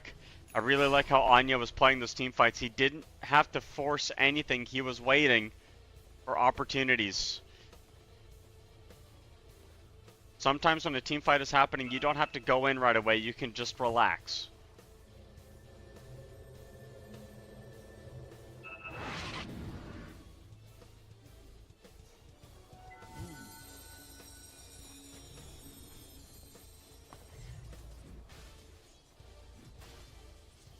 And just like that, I mean, you have Blink, Blade Mail on Chucky, Blink on Shaman, Blink on Lesh. That's a free Disruptor kill. Splitgo's getting chased by Azure. He's in trouble. He's going to get silenced. Awesome's looking over, but the call is there. Not in time. They can't get anything done. Azure dunked on. Chucky finds an angle. Leon Baby walking out, but they drop to the tombstone again.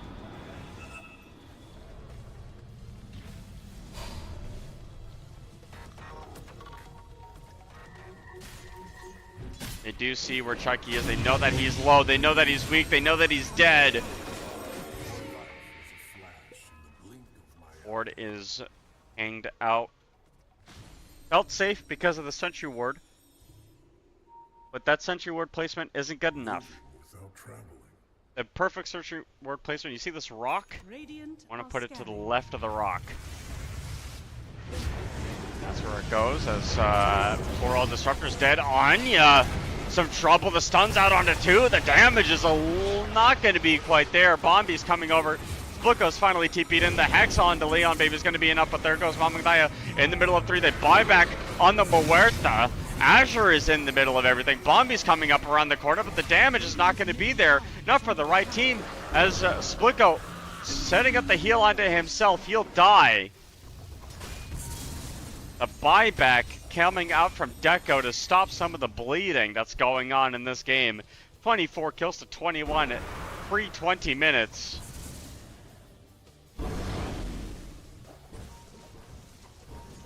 I think an Orchid for the Nature's Prophet is in high order, especially because of this puck.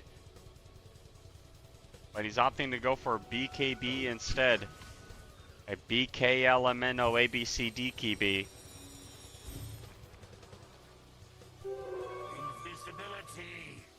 I think the Undying's fighting a little bit too much. Also, I would like to see some of these heroes do a little bit more in terms of farming. Deco has the Rod of Atos. He's gonna get spotted. Chucky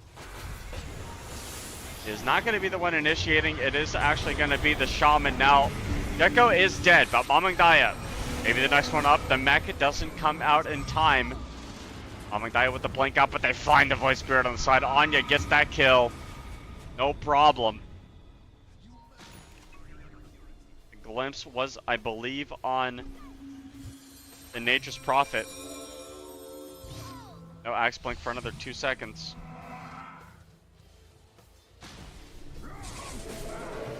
But that'll be all. Did Bombi go Rotten Mitts? I don't know how I feel about Rotten Mitts. I feel like Soul Rip is way better.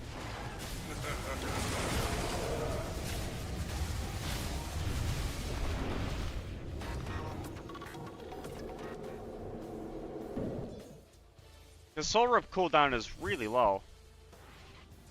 6 seconds. And then you keep giving your ally strength. Radiant's bottom tower is under attack.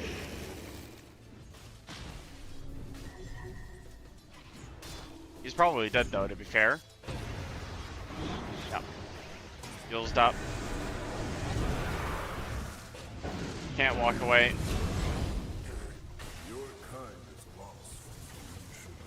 I mean, it does stop the bleeding a little bit, but again, for Carstenz, You're relying on this Dragon Knight. He's got the BKB now. Will help him against the Axe, who also has a BKB now. Split go. BKB of his own. Dire's top tower is under attack. Dire's structures are fortified. He need not worry about being glimpsed back anymore.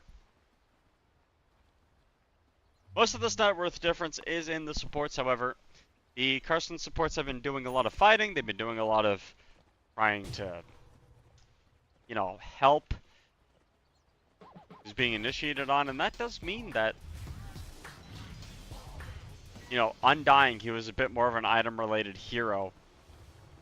6-slotted Undying at the later stages of the game is very, very scary. Refresher on this hero is no joke.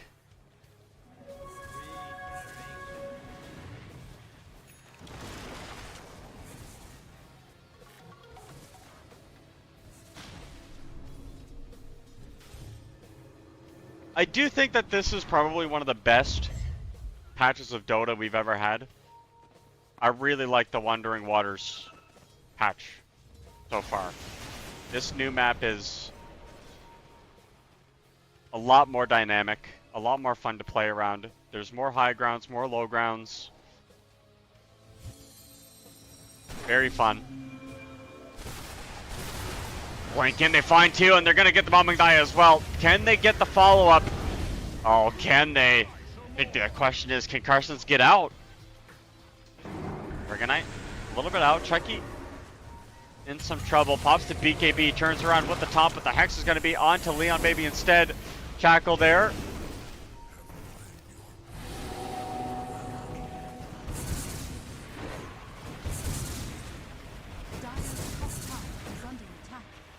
And just like that, they're going to go into Roche.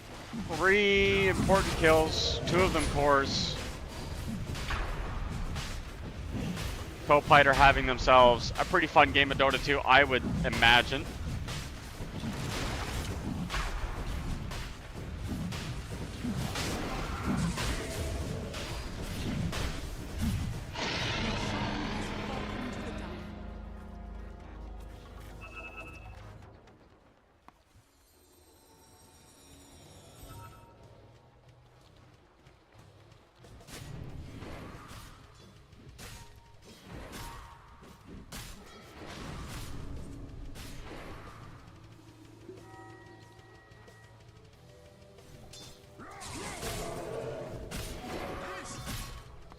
This is one of those games.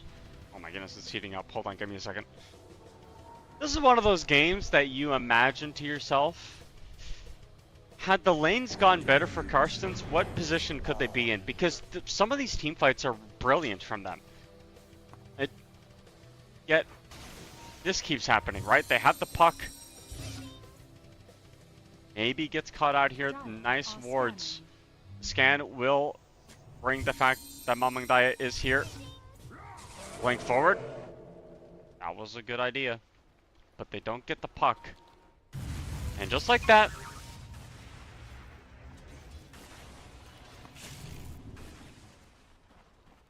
Disruptor can play meta, I guess, a little bit, get some money. Is he gonna go for Aghanim Scepter?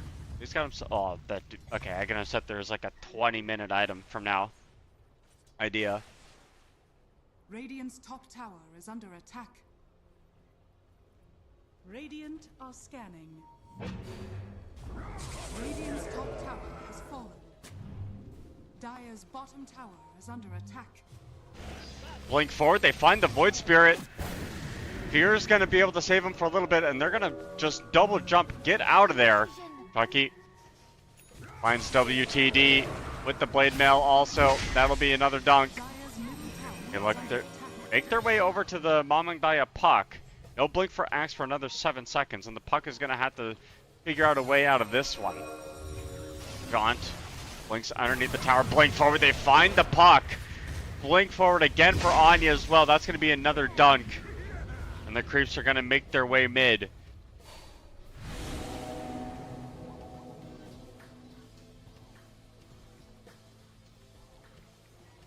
Carstenz have deep wards in the enemy Ariel, 3 of their wards are in their zone. They've got this one here, they've got this one on the ramp, and then this one up top next to the Watcher. But the problem is that, well, that's a really good ward actually. Hold on, I might steal that ward spot, to be honest. This tower, they're not playing in their own end. They're not playing in the enemy zone. I mean, they're playing in their own end. They need to be playing around vision.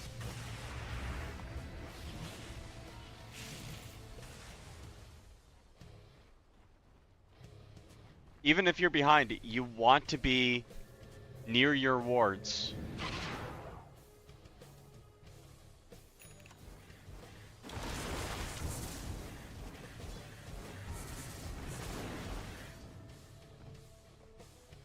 Dragon Knight will TP out of there. Dire are scanning. Dire's middle tower is under attack. Having these aggressive wards is under attack. a really, really good boon for them. And with this amplified damage rune on the puck, there is an angle for them to go for. Anya, as this Aegis blinks forward, they're gonna find Azure. He doesn't have a blink. He has to pop his BKB. They'll chase him, but it's not going to do much of anything. The call is not going to be there, and instead it's going to be double ultimate. Disruptor and the Dream Coil has been used, but it really only catches the Lesh. He's got the Aegis of Immortality. WTD will live with the vision, or with the invisibility. I mean, they find Azure on the side as well, but Mamangdaya is buying time. Blinking in, finding an angle, blinking out. Undying will come back, but Kopite, up 8,000 gold, can't find a single thing to play around.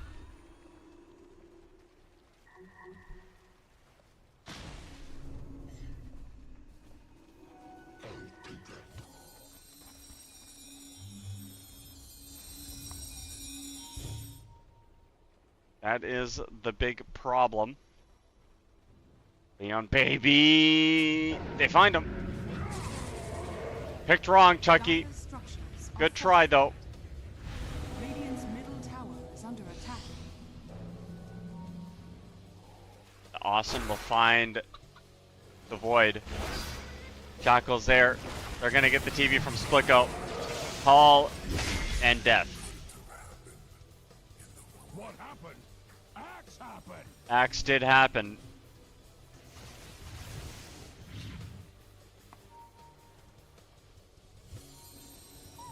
Flesh with the BKB. Gonna go for a sheep stick. Is this what this must be what that is? Sheep stick, very good. I once had a game where I played as a Doom and I went blink sheep stick. I did the most damage on my team with those 2 items. Ridiculously good. Blink Hex, low key, is good on basically every hero. Radiant's middle tower is under attack. I don't know if there's a single hero that doesn't want to have Blink Hex.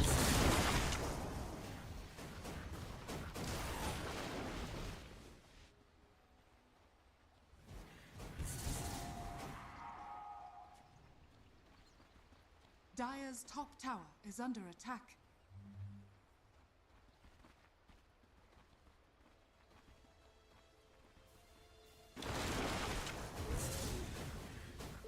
Radiant's bottom tower is under attack. I think people seem to, Oh! Okay, well they found a Muerta.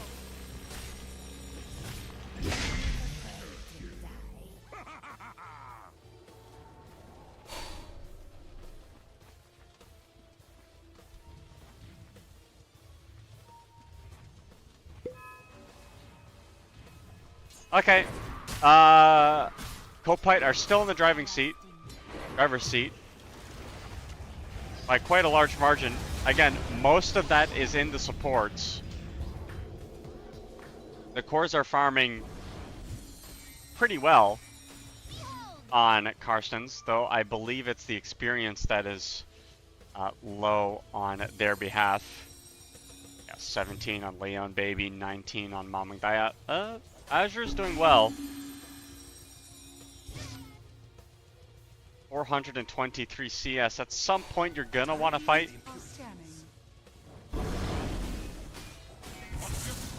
You know, at some point, you're gonna have to say, hey, I need to be engaged.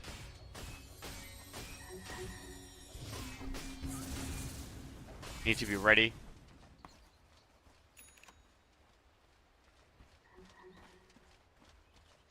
And all these waves being pushed in by the Kopite, Carstenz are going to look to make a sneaky little move in mid. But I don't think Chucky's the... Really? Is there anybody you can really afford to go on? I mean, you have no vision. Radiant are scanning. Like, that's what you see. You don't see anything except Anya in the trees. Blinks out. What's gonna happen? You see Leon Baby there. Blink forward. Chucky doesn't find the angle. Might have to pop the BKB here soon. Anya or Asen coming in. Spyco killing off that disruptor. The Muerta super low now. And now Azure up onto the high ground. Bombi put Chucky in the tombstone. There's gonna be a buyback on disruptor now.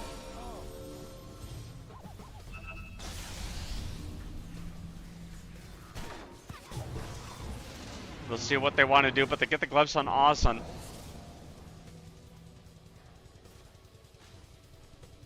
think that's, what, a buyback for nothing? Don't have Disruptor ulti? Sheesh.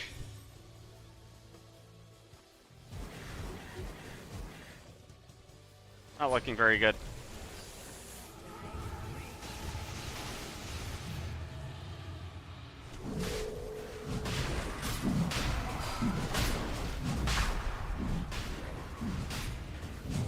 This Roshan's gonna go down instantly. Give Splitko the Aegis this time. He's got a Daedalus. He does some serious work.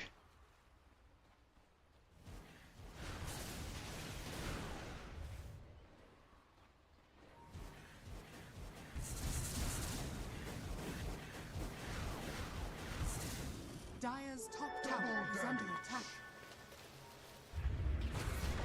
They find themselves the Void Spirit and also the Mort. There's no Yule Scepter on the Lesh. He's got himself the Hex. There's a lot of teamfight control on Kopite. So a lot of stuns, a lot of hexes, a lot of everything, man. It's not looking very good for the boys in green. Dire's middle tower is under attack.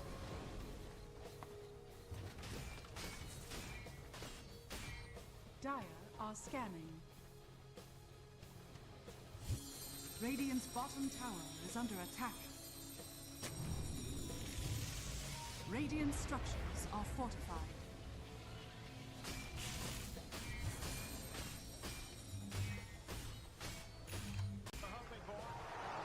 Oops, sorry about that.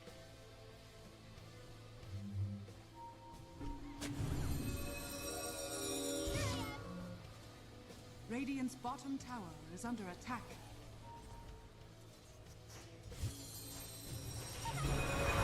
Going forward, Shrek caught, dude. Oh, that's a big kill.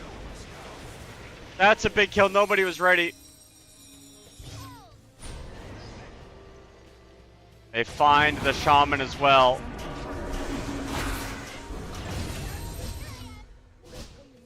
Not rise in my presence. The seeds of fortune. Radiant's middle tower is under attack. This is one of those situations that maybe you start doing something, and your ward will spot that stuff out.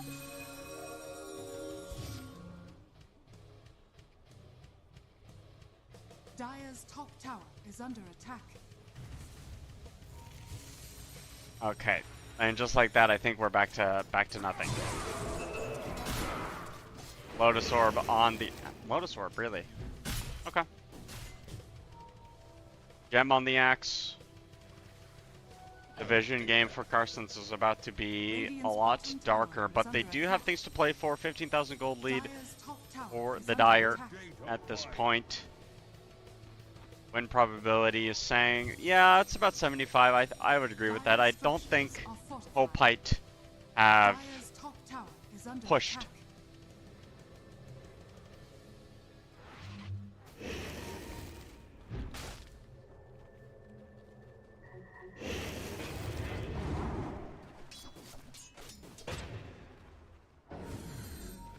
Meanwhile, there are TB's top. You're gonna have to use your BKB if you want to fight this. They don't. Instead, Splitgo, oh, they find an even bigger target, the Dragon Knight, instead on the backline. Disruptor ulti comes down as well, but Splitgo pops the BKB. He's gonna man fight the Dragon Knight. He does not have a lot of HP left. He's gonna bounce his way out of that one. The Nature's Prophet ultimate comes in, but nobody else was there for Kopite. Flesh blinking forward, has himself maybe a pickoff here. Splitgo comes in, but the BKB coming from Azure will mean that this is a little bit more of a difficult kill to get. They have the shackle out onto that Void Spirit. He may get himself out of this one yet. Never mind. Tombstone on the high ground. Makes it impossible to fight, but maybe not too impossible for Azure. He wants to keep things going. He's got himself that Satanic going, but of course the Hex is there on top of the Dragon Knight. They might get Mamangdaya this time. And this is looking really bad news bears for Carstenz as they get completely team wiped.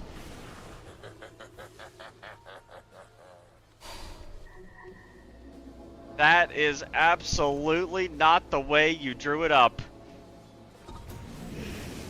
And it really just comes down to the fact that Carstenz are fighting underneath vision. There is this ward, sentry ward placement, and even if you're fighting up here, there's still that little bit of vision. Kopite are good enough to really fight around that, and Carstenz are going to lose at least a lane. They can TP to multiple lanes. Shaman doesn't have snakes. They buy back on Azure. I don't know if that's going to be enough to get them out. They want a tower at the very least. Splitgo's walking up. Azure wants a little bit of fight. Going forward, doesn't get the call off, and Axe might be in some trouble. Satanic pop for Azure. BKB used as well. Chucky will be invisible, and the Glimmer. They forced a buyback from the Dragon Knight, but only got to protect 2 lanes of Rax, which I think Kopite were going to leave anyway. Level 25 on Nature's Prophet fundamentally changes the way that the heroes play. No cooldown on TP means that Splitgo will be able to farm, yeah, every part of the map possible. You look at the last hits now. I mean, the DK is still ahead of the Nature's Prophet, but Splitgo does not need to concern himself with travel.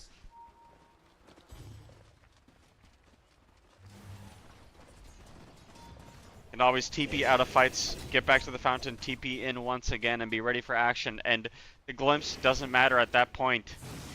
But if they get a pick off on the Dragon Knight, that will surely be game. And you can see the Divine Rapier already being built for Azure. He thinks this is a one and done game.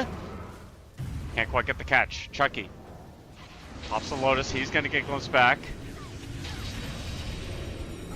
Good Lotus. Going forward, they find the Muerta. That's a really big Hex. BKB used as well on the left track. To get through that Disruptor ulti, that Muerta's dead to rights. Buyback is there. Mamangdaya, nice 3-man ultimate. That's going to get the Nature's Prophet stuck in, but the Disruptor is dead. The Shackle's there on top of the Dragon Knight. The call is going to be there, but the damage coming out from Splitgo, just right-clicking whomever he pleases. Azure pops the Satanic. He's going to be invisible and safe for now. At the very least, they will get the Shackle on top of Leon Baby again, and he's dead. Dunked upon once more. No buyback for him. Splitgo still waiting in the wings, still fighting. Mamangdaya, you're in some trouble. Your whole team is dead, and now Azure has to fight the Axe by himself, but there's going to be the Leshrac coming in as well. Azure hexed up. They had the stun onto one. He will probably get dunked if they had the range, but it doesn't matter because that's going to be GG, as Carstenz couldn't stop the bleeding.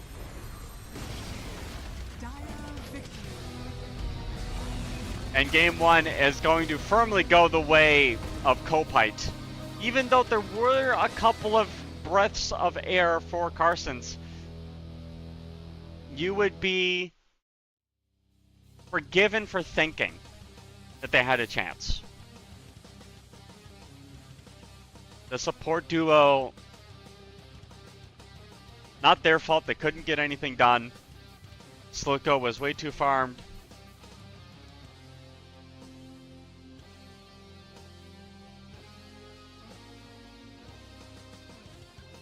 And yeah, I don't know how you can look at a hero that does 8,000 damage, 13,000 healing, and think to yourself that that's a hero worth picking. I don't know.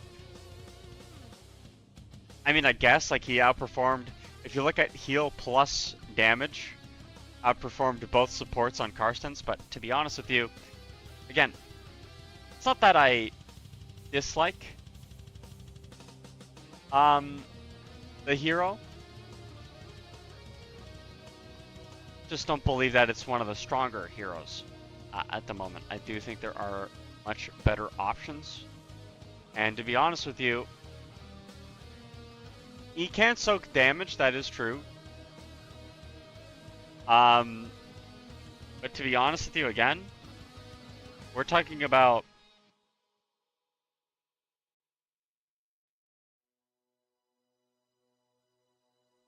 we're talking about a hero that doesn't have a stun, right? So it automatically goes really far under my personal radar.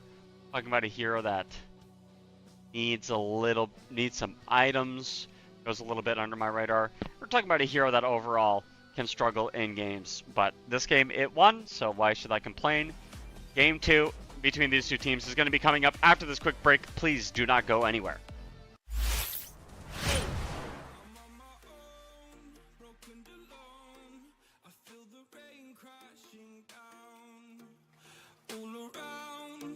Empty town, we're searching for the lost and found, but you don't care, you're unaware, keep moving like the scars aren't even there, it's in the air, like a blazing flare, just stare cause the flames will burn us. I thought you were the one for me, that's why I gave you everything, held you close by the stormy seas, oh you meant the world to me. I used to kiss your head when you cried for me, hold your hand while the pain was over, keep you warm by the roaring sea, you meant the world to me. You meant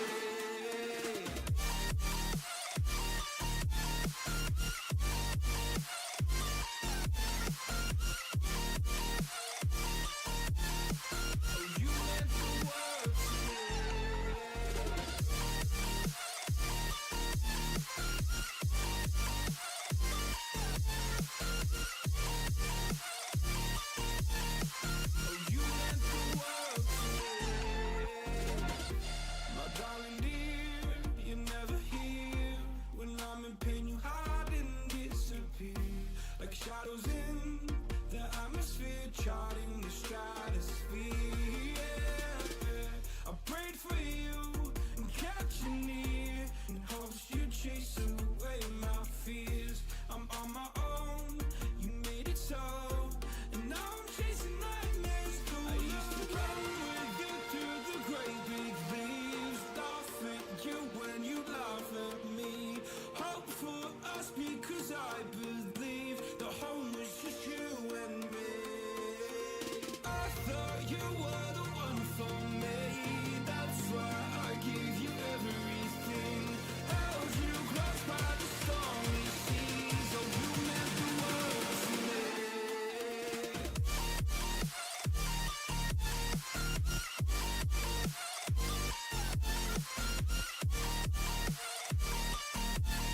Oh you meant the world to me.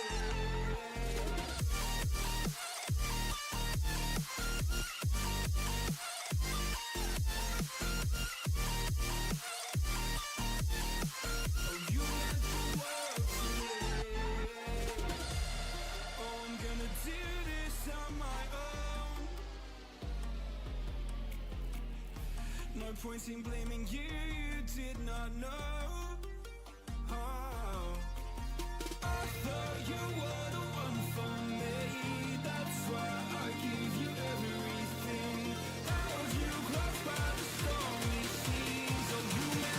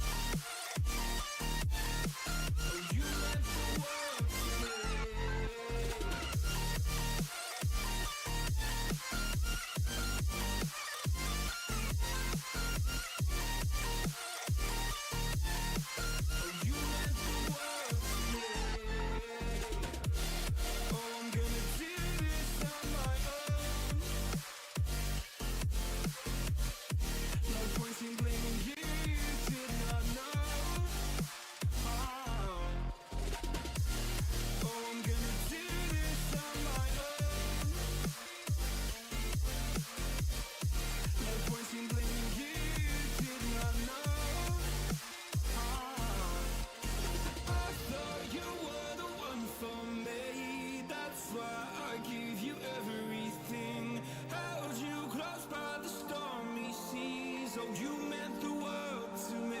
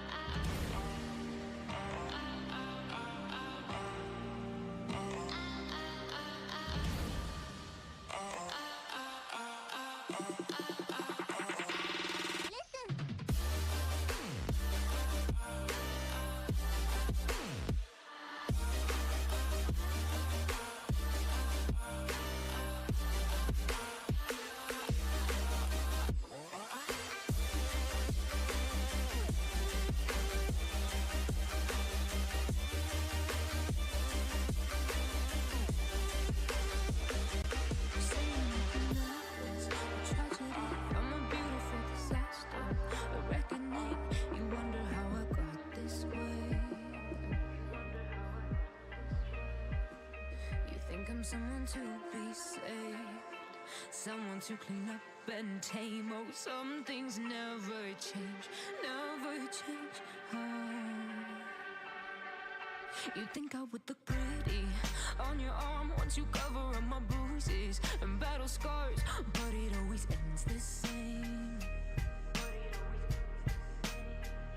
Can't bear the things I've had to face. Got you crying on your knees in pain. Oh, some things never change, never change. Oh, you break your back to make me feel again. Suffocate to make me breathe again. Lose your mind from endless pain. Some things never change, never change. Oh. redemption ever came. I stopped asking for forgiveness, cause you should know only fools tread with the angels. Fear to go, but you keep trying to get too close. Save myself by turning into stone. So save your judgment cause you just don't know. But some things never change, never change. Oh, they say I should feel guilty and change my ways, leaving crumpled bodies in my wake. Swear I didn't mean to make them break. Swear I didn't mean to make them break. But they're so delicate and so mundane, and they keep coming like a moth to a flame. Oh, some things never change, never change. You break your back to make me feel again. Suffocate to make me breathe again. Lose your mind from endless pain. Some things never change, never change. Oh, redemption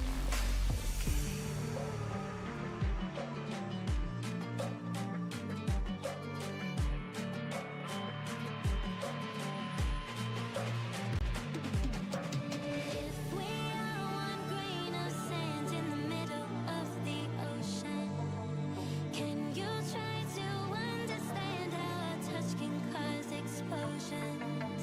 Rise up, we're too great to be landed. Rise up, we're too great to be standing. They never gonna stop us, fly at 'em like choppers. Better cook those risks, cold blood on my fists, we fire starters. One out of a million will reach those heights. Always been a feeling that I won't deny, not what, never could toss. Look in my eyes, I'm on the rise.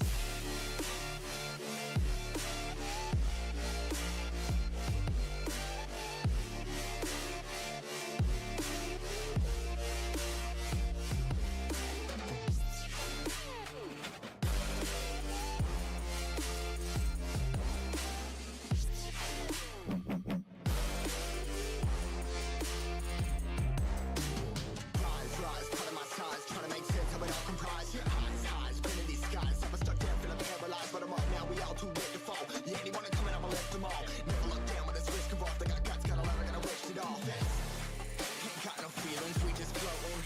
Yeah, I'm that grain of sand that made it out the ocean. A couple milli now, I'm causing a commotion. I've been coasting, hear my name around the world like an explosion. So rise up,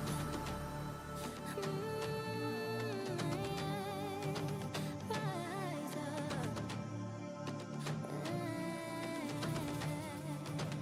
We are the apocalypse, and a pill that keeps us floating. As we fly above the stars, the night won't scare us falling. So rise up, we're too great to be landed. Rise up, we're too great to be standing. They never gonna stop us, fly at 'em like choppers. Better cook those risks, cold blood on my fists, we fire starters. One out of a million will reach those heights. Always been a feeling that I won't deny, not what, never could toss. Look in my eyes, I'm on the rise.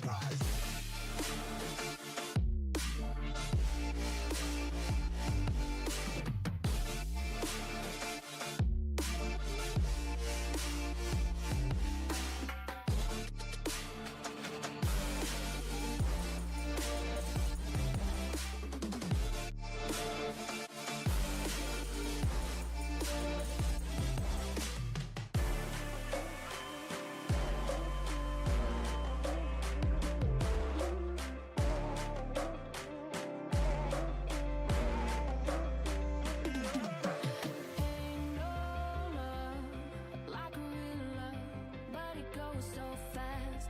All tied up like a captive. I'm on to you. Used to pay my life, standing on rainbows, playing it cool. I haven't felt this in ages, and I know no patience. So won't you please stay a bit longer? You're making me stronger, making me stronger.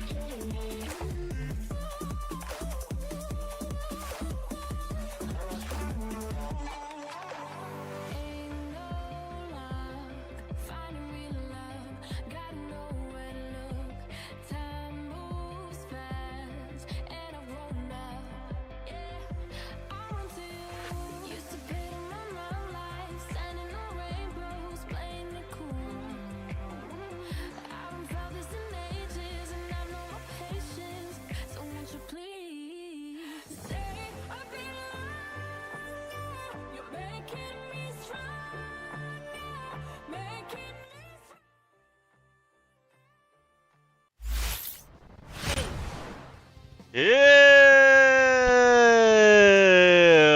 everybody. Welcome back to Kopite versus Carstenz eSports. I'm Plate, and it is my voice you are going to be hearing for the duration of this video game, among others. Hopefully, we have a fun time, a long time, and a good time. And hopefully, Kopite can win this quickly because they have a way better draft so far. I mean, this is not even close. This is about as clean as you can get.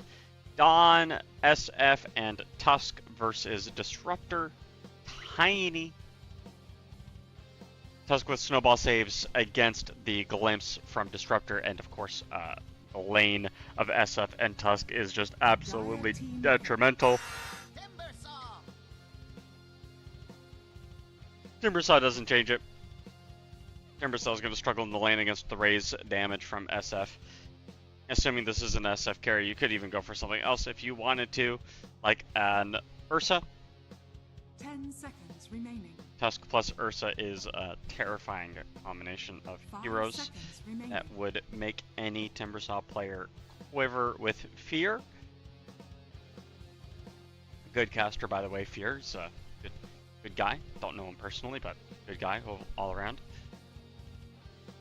Radiant team pick. Man stands ready.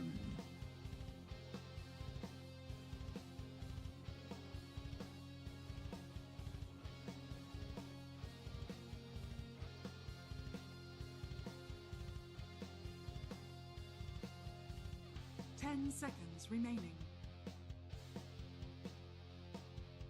Okay. Man. Okay. I can see the Sven working. But again, the lane that Tusk goes in is going to be very difficult for whomever they're playing into. The thing is about the Tusk, incredible against no mobility heroes like Sven, Tiny, and Disruptor. None of those guys can do anything to stop a Tusk from just killing them with the +1. Tusk with the Dawnbreaker is really, really strong. Tusk can use Tag Team, for example. Oh my goodness, why do I have hiccups again? What is wrong? Why do I have... I've had hiccups 4 times today. I need oh my goodness, I need water. Give me one moment, please, lady. Oh my goodness, give me one moment, please, ladies and gentlemen. I've had hiccups a lot today. My stomach is upsetty.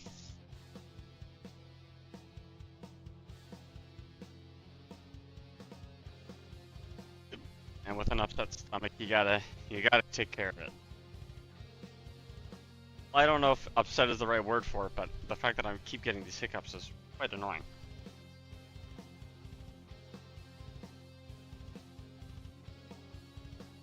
Radiant team back.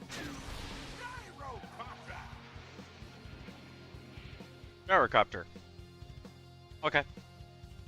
Oh my god. It's decent. Gyrocopter has 10 seconds remaining. Good 5 seconds team play with Tusk. If Tusk can position himself between a couple of heroes, the Flat Cannon does proc the tag team damage, so you do quite a lot. And the fact that Carstenz have 3 melee heroes already, oh my goodness, 3 heroes already does mean that Tusk is going to have some sort of problem.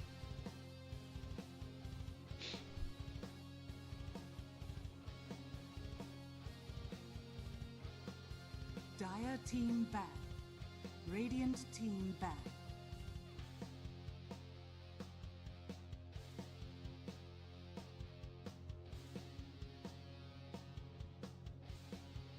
Boys, casting with hiccups is probably the worst thing that can ever happen to somebody. Do you know how annoying this is? Oh my goodness, gracious sakes. Okay, I'm chugging some water. Wish me luck. Radiant team pick. Dire team pick.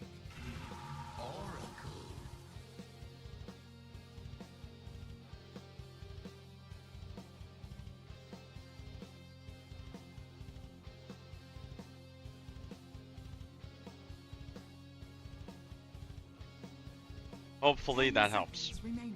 And if it doesn't, I'm going to be upsetty. But what I do know, Oracle, 5 seconds remaining. incredibly strong here. Oracle is very, very good.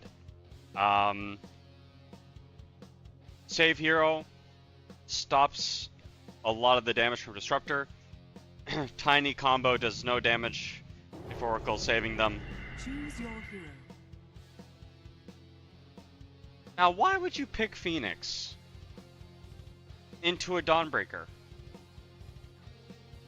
That's not a good idea.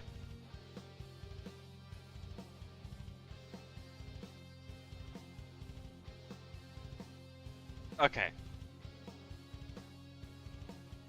I'm going to explain something very important to you, and I hope you understand. I hate Phoenix into Gyrocopter, and I'm going to give you one specific reason. Gyrocopter relies on Flat Cannon to deal damage. Now, the problem with Flat Cannon is that oftentimes you need to be hitting something in order for your Flat Cannon targets to hit everything else. Now, you need two things in order for that to be true. You need to have vision of the targets that your Flat Cannon hits are going to attack, and you also need vision of the targets that your Flat Cannon can attack. Phoenix Egg does both, because if you're at nighttime, for example, it turns to day, everybody's vision gets increased, so you see more of the team fight. And it gives you something to hit that can't protect itself. You can't do anything with an egg to stop a Gyrocopter from hitting it. You have to do stuff to the Gyrocopter, and on this team they have no BKB piercing stun, so if Gyrocopter pops BKB, starts hitting this egg with Flat Cannon, everybody from Carstenz is going to be taking quite a lot of damage. And with the tag team coming through, walking around with the Shadow Fiend popping an ultimate somewhere on top of it as well, I can see a big problem where Carstenz don't have enough team fight to really stop themselves from dying. And this can't be, and the same can't be said Prepare for Kopite.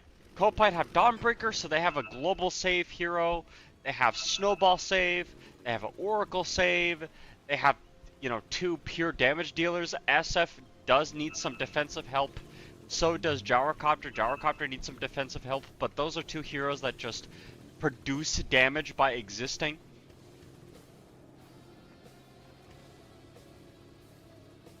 Gyrocopter is one of those, again, Black Cannon does a lot of work. And Deco caught. Tag team will be enough. Anya gets the first kill, Blood with the raise. We'll see exactly which way Kopite want to go. 30 seconds to battle.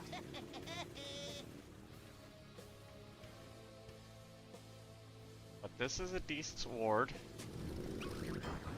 They did see that that ward got popped. Oh no, they didn't, because the trees are here, so they didn't see that that ward was placed there. Interesting that both teams placed their ward on the same side of the mid lane. I wonder if they consider that this lane is going to be where most people rotate from. I don't know if that's necessarily true, but what I do know is that Chucky is likely not gonna live here. I mean, you do have a couple of raises to work with. You also have the Iron Branch, Timber Chain as well. Now, unfortunately, Deco is gonna be caught here, but the tag team will subside. They will continue to walk over, and the TP will get him to lane. Oh no. That TP was so long. So now Disruptor has no TP, and Spliko can 1v1 the Timbersaw in lane. Oracle didn't lose any experience for getting that kill. Dire's courier has Chucky. Now, the Phoenix is good into the Tusk lane. Phoenix is really good into the Tusk lane. You have attack speed slow on top of the Tusk, who's going to want to stand on top of the Dawnbreaker. Right, for the tag team attacks, slowing the attack speed makes the tag team really hard to work with. Additionally, you can always dive out of the ice shards, so WTD can just, you know, in the interim, trade with the Tusk just to keep attacking them over and over again. And be fine.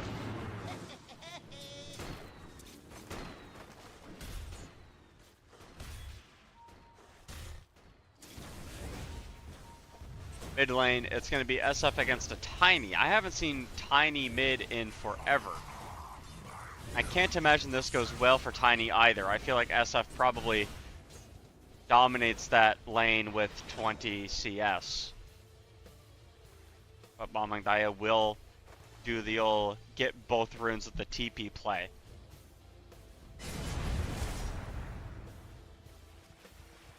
Does the amount of damage you get from Necromastery increase with each level? I imagine it does. Oh, it levels with the Requiem of the Souls, I see.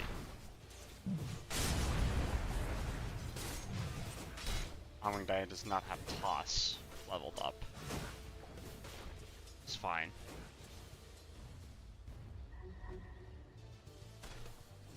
Top lane, Azure, still needing to deal with Chucky and some of his aggression. Triple Gauntlets of Strength, interesting build up.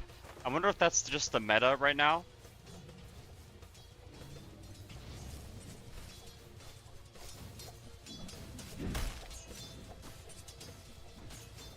Just go triple basic item in the lane for as many steps as possible. I mean, 43 strength on Dawnbreaker is quite a lot.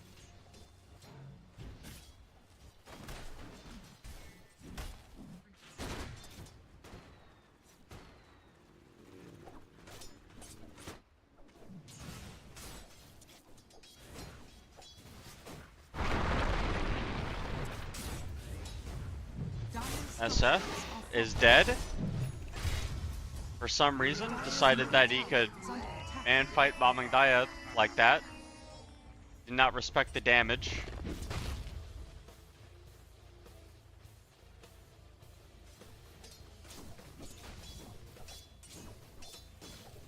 That's okay.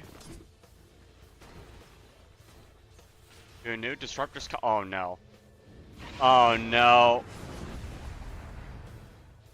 Deco just... Okay, mid might be lost. Mid might be lost. With SF needing to walk all the way back, Mamangdaya getting level 6 here soon. Yeah, mid lane might be over.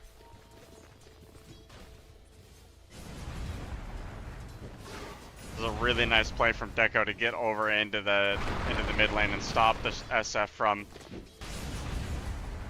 doing much of anything. And Mamangdaya doesn't have a toss, but Anya just walked into lane and basically lost all of his HP. Needs help with these runes or something. Leon Baby will try to cut this wave bottom. And do so successfully. This is not an easy Timbersaw lane. You can see that he's, you know, even struggling to kind of do anything. It's the Benny rune. Can't make his way up onto the high ground. Don, actually it was awesome that he got the kill onto WTD and the Tusk dies as well, but we're gonna look over at Leon Baby, who gets up to the high ground but dies from the rotation of Anya. Dawnbreaker can't fight the Sven. Sven could have killed that guy. 106. No, he couldn't have. 1200 HP on the Dawnbreaker makes it a little bit tricky to get kills like that. 160 burst damage, magical damage is not going to be enough. It only does like 120 maybe from the magic resistance. Level 6 on Tiny is a pretty big deal, and they're going to bring everybody over, but it's actually going to be the SF that gets the shield rune. Nice snowball cancel on the dive, and that'll be a freebie for Anya. getting himself another couple of kills and back into the thick of things. Dire's courier has been killed. Level 2 Disruptor? Oh no.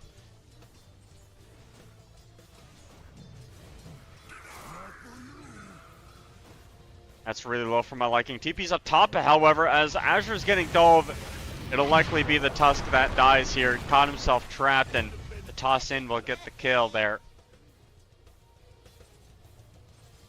The pings are coming out for the Wisdom Shrine, as that is the only saving grace for Disruptor to get any levels past this landing stage. And Mamang Daya will walk over for it. 8 seconds left. 5 seconds now. You gotta bring people, I think. You gotta bring people over to this Wisdom Shrine. Chucky gets it. He's got level 6 now.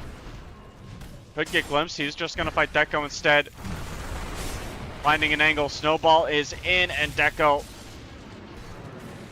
will get himself safe for now. Chucky has to walk away, but Asen wants to find a little bit more. Deco's baiting. Unsuccessfully, mind you. The Tiny's still here. Gives him a slap to the back. Or coming up that high ground, and that'll be it. They are going to ping out the Timbersaw, who is level 6. So he's got himself up, back again. And Dawnbreaker ultimate down bottom. They get the kill. Chucky finds an angle.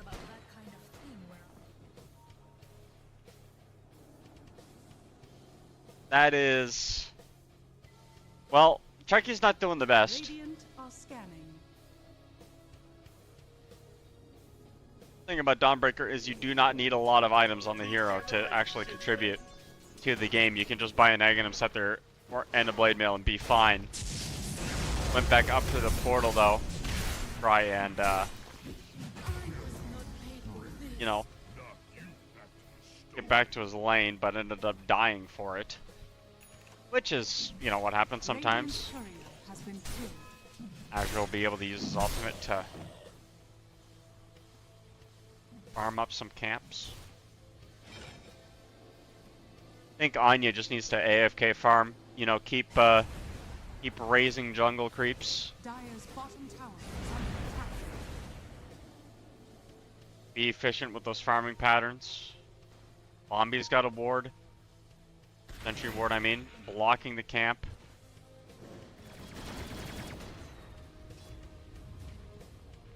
And Splicko is farming up like a storm on the shower copter.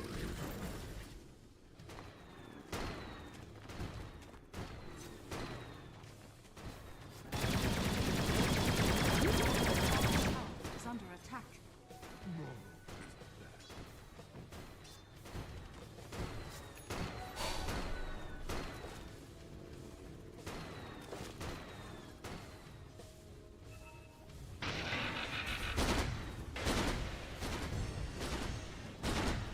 Gyrocopter is getting to the point, like once you have your Falcon Blade and your Crystallis, pretty hard. Leon baby. Oh no, he missed. That's not good. That means he's dead. That means that he is super dead.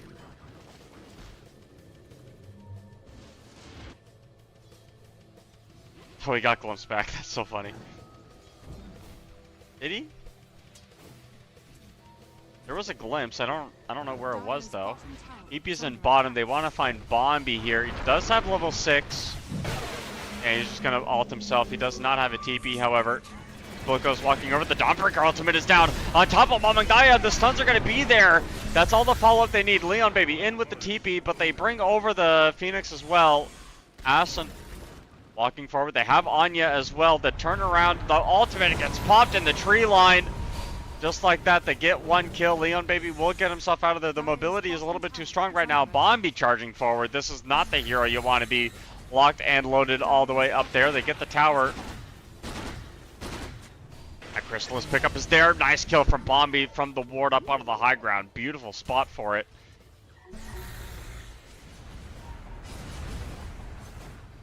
No sentry ward placed. They gotta put a sentry ward down if you're gonna try to take the enemy camps.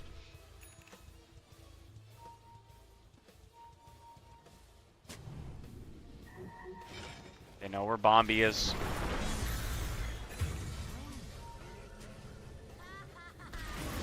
And they are going to get the clips on us. Nope, snowball safe. I don't know, because that basically did the same thing. Can't charge push him to the low ground.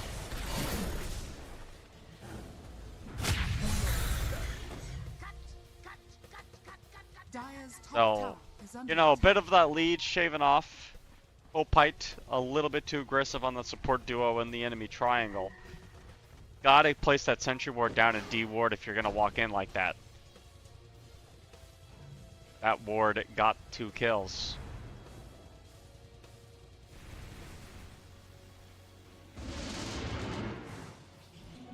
My visions are as fleeting as my feet. SF on his way towards a Yasha Kaya, which seems to be the build-up nowadays. The extra casting speed, only good on certain heroes, like the SF. Another one that I really like it on, and this is going to sound really weird to a lot of people, but I promise it's good, is Dazzle. Dazzle really likes the casting animation speed. Not for any individual spell, but you're casting so many spells all the time that you do kind of like having that ability. Raving people is very time sensitive some of the time.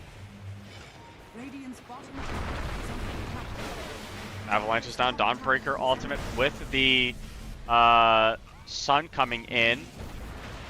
Asin will be safe. And now everybody's walking in. Anya stunned up. They dropped the egg as well. Anya's dead to rights, tossed up into the air. The glimpses are good. They want to look for more. Bombi could be the next target. Walks into the trees. They don't quite see where he is, and Chucky's up onto the high ground, but they do still have glimpses for days if they need them. Gyrocopters now come, and this is a little bit problematic. The damage coming in from the Gyrocopter is a little bit too much. Asin walking over, but Splitgo's the damage has been done. Carstenz walked up a little bit too much.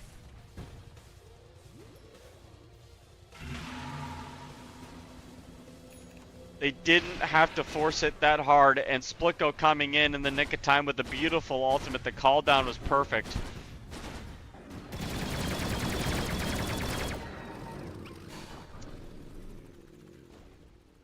(12-9) so far in this game, but it's another game where it feels like Kopite are coming out ahead of some of these fights. Carstenz just couldn't live well enough alone.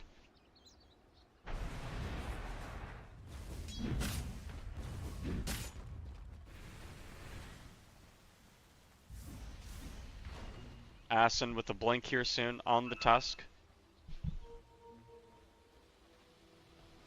I wonder why people don't play tag team anymore.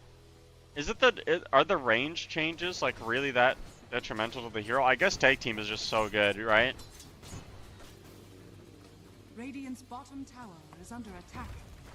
Dire's top tower is under attack.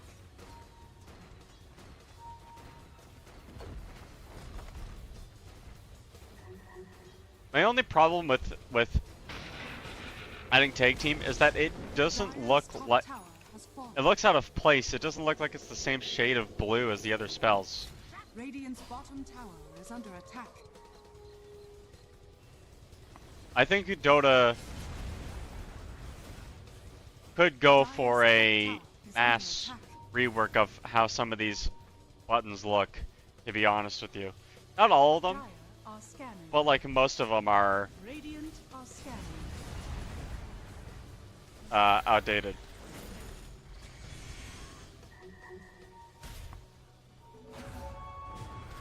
Blank in. They find Anya. Can't get the snowball save off in time, and he's just gonna drop the ultimate, fearing away everybody from the Phoenix Sun. Just like that, that team fight was over. But maybe Kopite will be played a little bit. Deco with the glimpse back onto Anya. Mamagaya blinks up on the high ground, finds Chucky. Chucky's gonna eat a whole ton of spells, but now you gotta get out somehow, some way. The rocket's coming through. Leon Baby doesn't get kissed by it. The wheel finally gets stunned, and the root is gonna be coming. Snowball in as well. Anya got a little caught, but that's okay. They're gonna get the one. Bombi stunned up as well, but the damage from the disarm. Mamangdaya low, in danger, in trouble. They have the Phoenix back up again. And Deco could look for some sort of play. Nice juke around a little bit, but there goes Azure with the stun onto 2. They find Anya. He is dead to rights as well as the Tusk. The triple kill for Azure as he comes to party. Radiant's middle tower Spliko wasn't in the range in time, and this Sven comes in with just the right amount of items. The lack of blinks from Kopite make it difficult to chase these heroes. They need gap close, they need it bad. They don't have much of it.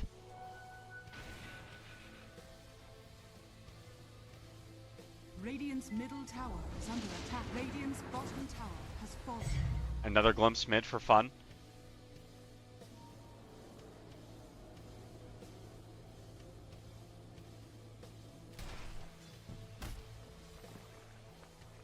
Tusk has blink, but it's on a dead courier. WTD.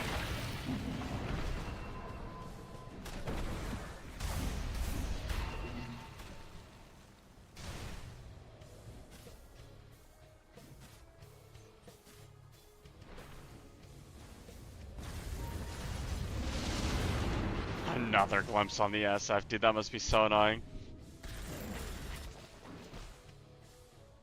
Arcane rune from Mamangdaya.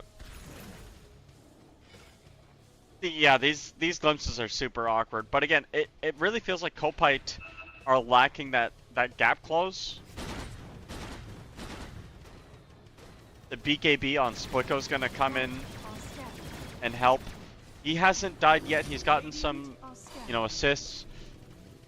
I think Sven could really, give a lot of value. Oh no, Chucky's dead.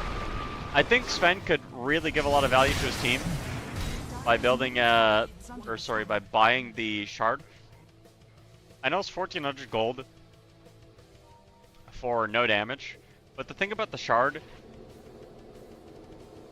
is it gives you so much armor, and you do need it against the SF Presence of the Dark Lord. It basically negates it. You're basically spending 1400 gold for SF to not have one of his abilities. And you barely use Feast of Souls anyway. It's the minus, like if you think about the combos on Kopite, they have so much armor. They care so much about that number. Tag team damage is reduced by armor. Gyrocopter loves playing against low armored heroes with the Flat Cannon Crystallis build up.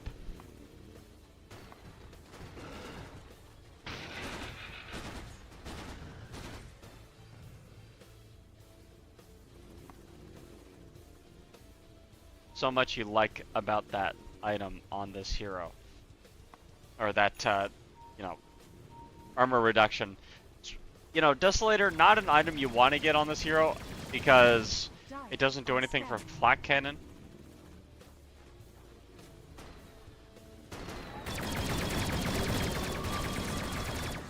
Flak Cannon is only takes your damage like this number here. That's why you build the Crystallis, because it gives you 32 damage. I don't know if you're side gunner.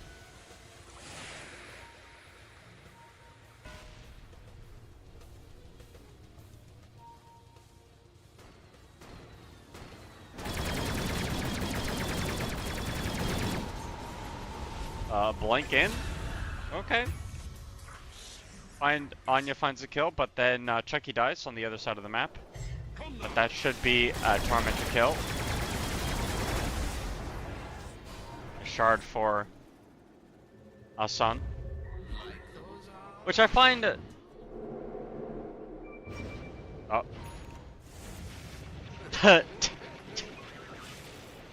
That's so funny that he just did that.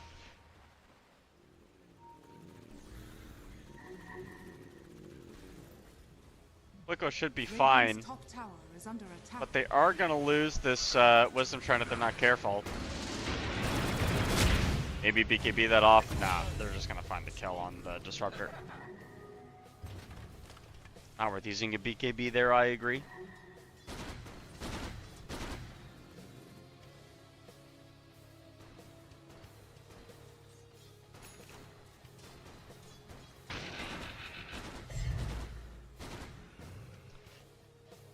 Now, Sven and Gyro do farm at pretty similar speeds. I do feel like Sven owns the game better.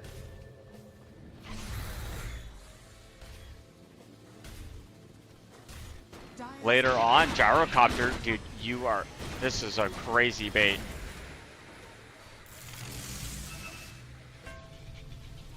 I guess they saw the BKB, they didn't want to go. Would have been a little awkward. The Roshan is the next target. Carstenz. Bombi caught. Okay, that's a big kill. Now Splicker has to pop the BKB and go in and turn around and fight. The Dawnbreaker ultimate's going to come down, but Mamangdaya is dead to rights. They will get the ultimate off on Anya, and this egg will land.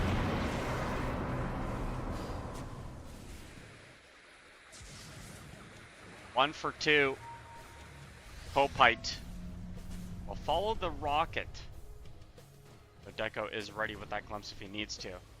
Roshan is the main priority uno for these teams.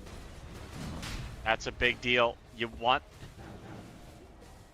know there's no Phoenix ultimate. You're gonna have your Oracle back up again. Gyrocopter doesn't have BKB though.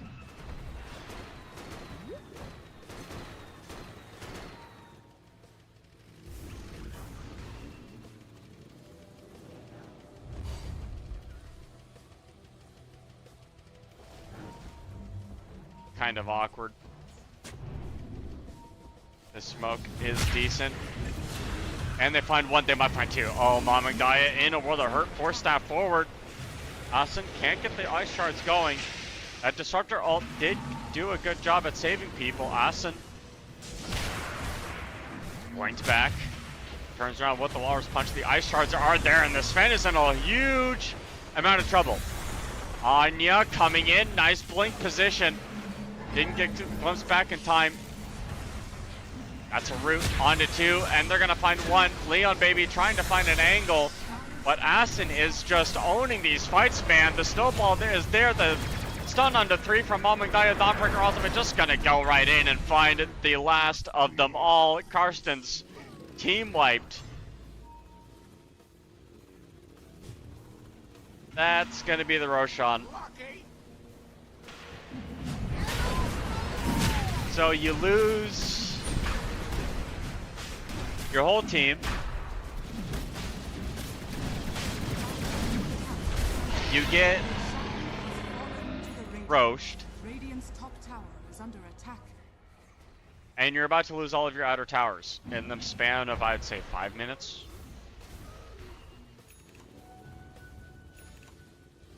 Daedalus now on the Jakirocopter. That's what I meant to say, of course. Everybody knows the infamous hero, Jakirocopter. Dire's middle tower is under attack.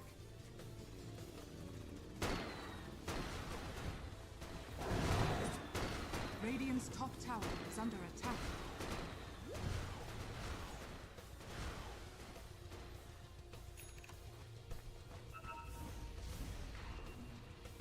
So, what went wrong for Carstenz that fight? Well, the way the fight started was awkward.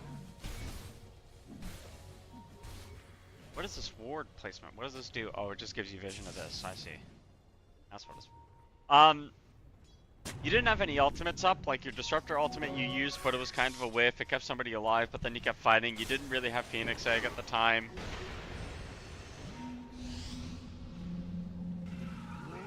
Just one of those awkward situations. Radiant are scanning.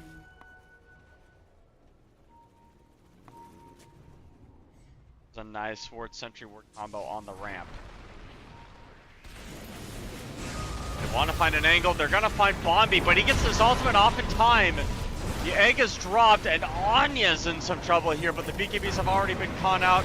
Tusk walked into the egg. Splico there. They have themselves the vision, though. They're going to find one. Deco on the side. A rocket will continue to fly. This Timber Saw has been struggling. Azure waiting, finding Bombi. 2 hits him. That'll be enough. Splico does not. Oh, he does have BKB. Trying to dance around the fight a little bit. Anya's waiting still. Chucky's back for some more. This will be the Aegis of Immortality. We'll see what more Carstenz want to do with this.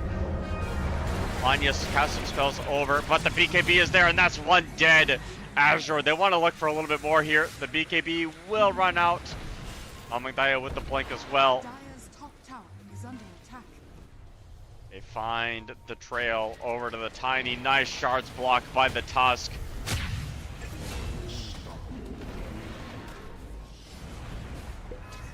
But it just seems like Carstenz, they win.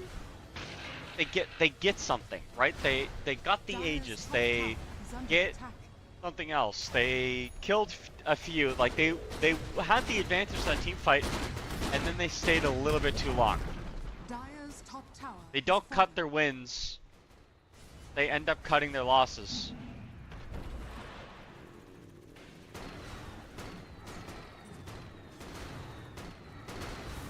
Just the discipline from the team doesn't feel like it's enough for them to really... Feels like they're lacking. Dust. Onto Azure as Asen. With the 4-step, I like this build a lot, dude. I like this build a lot from the Tusk. And I don't like Amangdaya being this aggressive, but he's got to do what he has to do. 4-staff on Tusk is super helpful because sometimes you snowball in, you don't want to be there anymore, so you 4-staff out.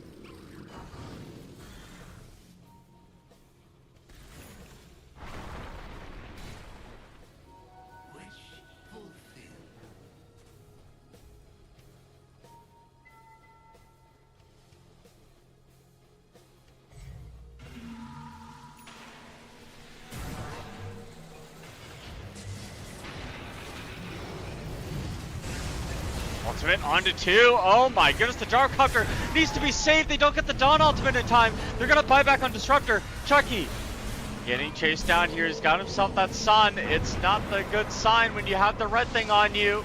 Gonna get glimpsed back. TP out. He's fine. He's fine.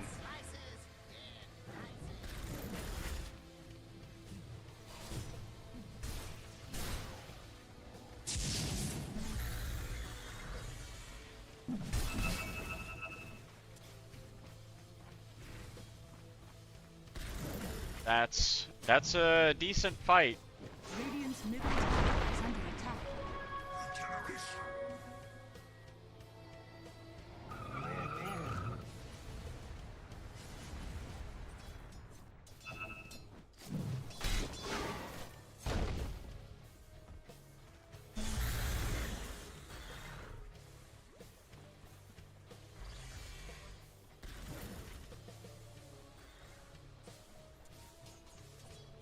Anya, bottom, being played with from the Tiny.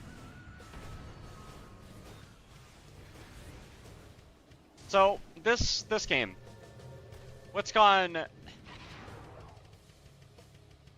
You know, the win probability for Kopite is up at that 70-60%. Used to be in the favor of Carstenz when they got themselves this victory here, but this smoke should dictate the next little bit of the team fight. Gyrocopter, I do think, needs that butterfly faster, or sooner rather than later. As Deco will die. Maybe? Oh, he's fine. That would have been a big kill. Radiant's middle tower is under attack. No Phoenix for 45. Maybe you can push in mid and top. Radiant's middle tower is falling.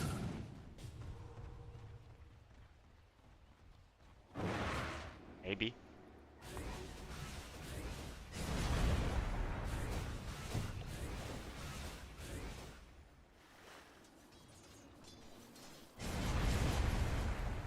Tormentor once again. Who will it be on this time? Splicko? That's annoying.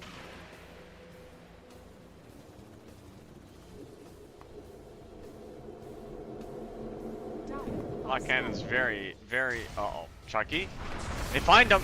He's got a BKB if he needs it. He will use it, and that does mean that everybody from Carstenz have to get out of there. Blink forward. Anya's got himself that BKB, but the Sven found a target at the support. Anya's in some trouble, has to pop his own BKB, and you see Splicko coming up around the corner. Azure taking so much damage. He's going to get hit with the save. The blink forward from Austin. I think they're going to kill both the Phoenix and the Sven. The big bet Sven finally goes down. Splicko gets that kill. These team fights are looking awkward when they start, but Carstenz made the commitment. I had the right idea. You want to find Chucky, you want to kill him. Did not have the right execution, however. Oh wow, that's a really good ward spot.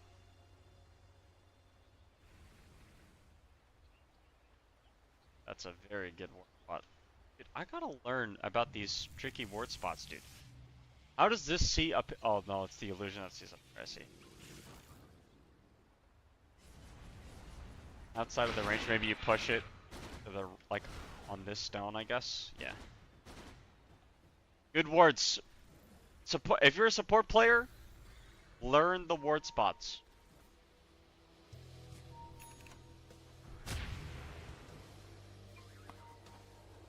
They go a long way.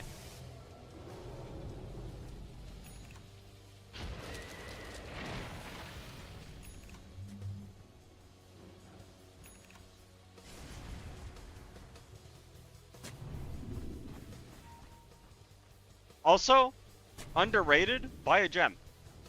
I think it's underrated that people, you know, to buy a gem.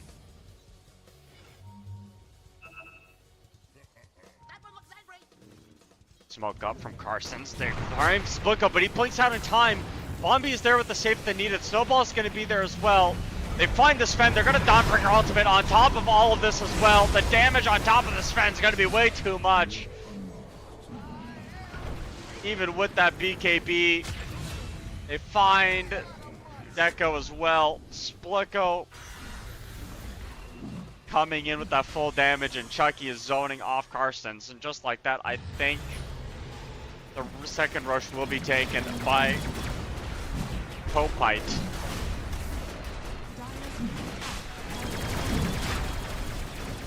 The blink reaction from Splicko absolutely coming in clutch on that team fight.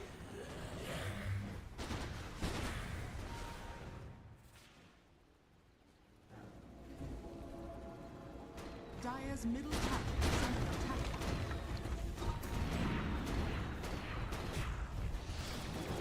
Oh, Dire's middle tower is under attack. I don't think he had a crit. If he crit once, I think he gets that kill. Dire's middle tower has fallen. He's got Gunpowder Gauntlet though, that's kind of scary. Vladimir's on the Tusk. Dire's middle tower is under attack. Radiant are Can I just say 18% bonus damage is ridiculous. Vlad's is a ridiculously good item, dude.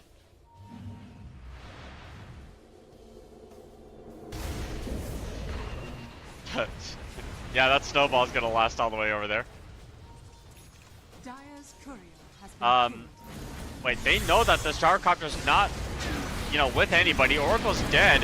Splicko's walking in. They have the BKB, the stun there. Splicko's popping the BKB. They want to kill Azure. They're going to be able to do so. Egg drops as well. That means that this Tusk likely dead to rights. But you got the kill on the Sven. Both supports dead for Kopite. There's that ward on the high ground.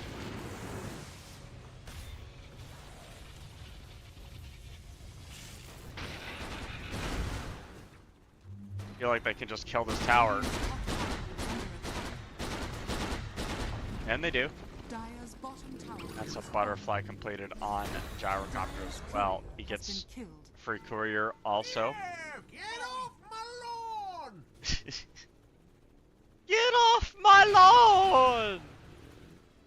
That's my best Gyrocopter impression.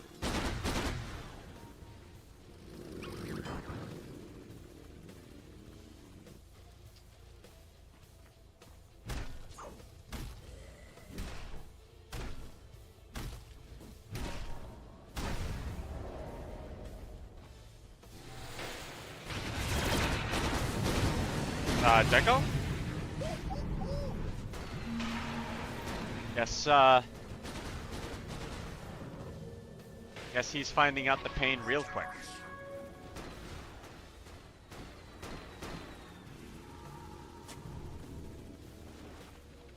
Yeah, the Sven net worth has tanked compared to the Gyrocopter. And with this butterfly, Sven has to build an MKB. Let me tell you something. They do not like doing that. EKB used on Splitco, he's just forced to use it. That is a big timing, so maybe you can't go up high ground again. Do you have the Aegis of Immortality? Didn't want to use it then. Anya and Chucky find a Leon, baby.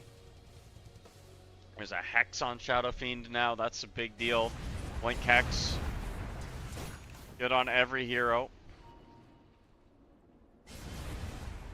SF also has Aghanim Scepter. I don't know why Kopite aren't just pushing up this high ground. I mean, that is one dead Tiny. Pops the BKB, but the flat cannon damage is coming through, and that guy should die. The double kill for the Gyrocopter.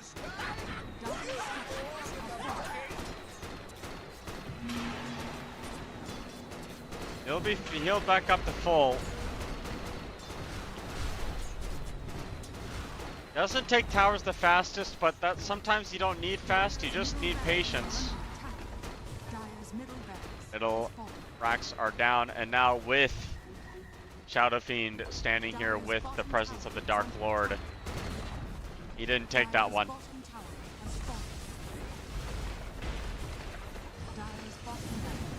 Playing forward on top Azure. That's a good shard as well. He's forced to turn around and fight. The Dawnbreaker ultimate's coming down as well. The BKB is there on top of the Sven, but the damage. That egg will land. But your carry's already been cooked. Glimpse back onto Chucky. It's raining.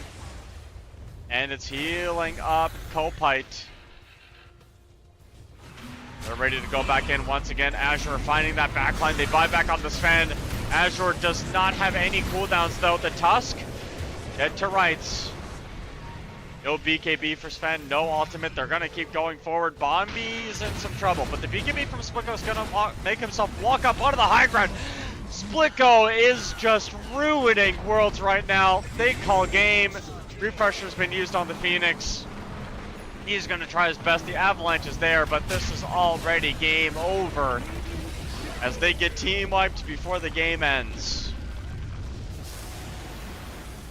A very clean and convincing game from our boys on Kopite and Carstenz.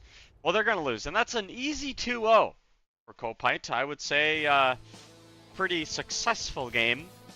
Successful series for them as well. Action-packed game 1, action-packed game 2. They played the second game really well. They had incredible saves for their teammates.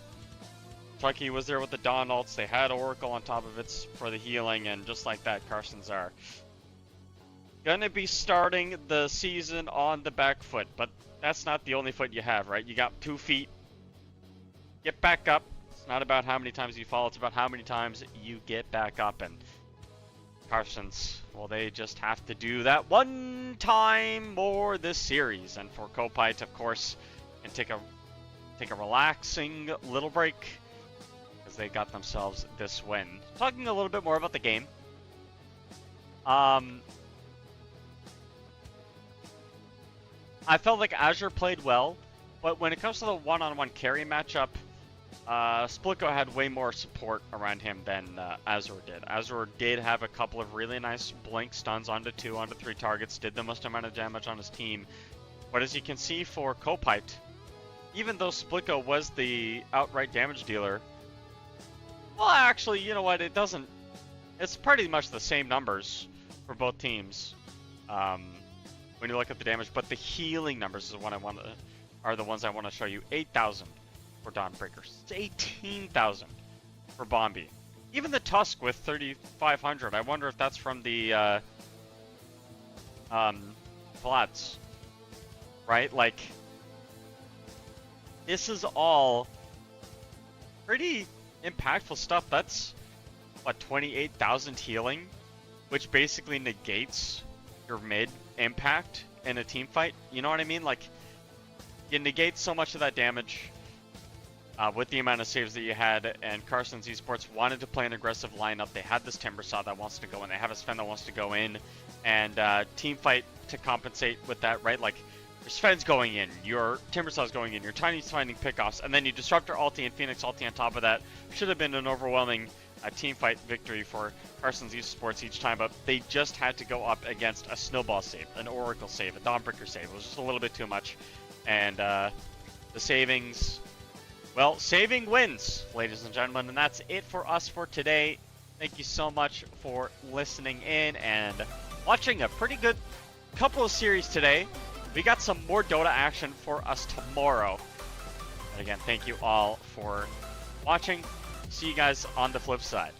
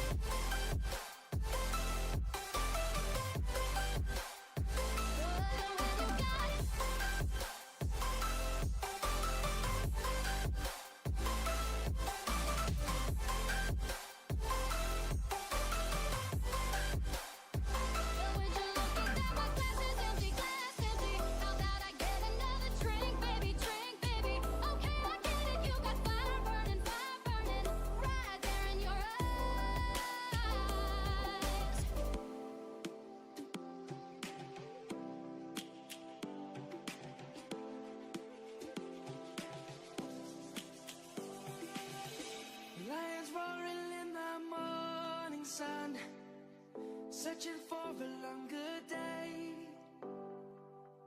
People feeling like the light has just come.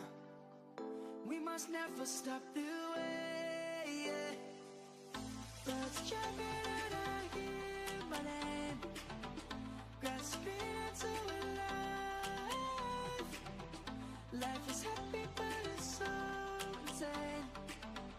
We must merely make a start. Savannah, I'm coming home. Savannah, we'll never be alone. Savannah, the beauty of the world. Savannah, let's all take a walk. Savannah.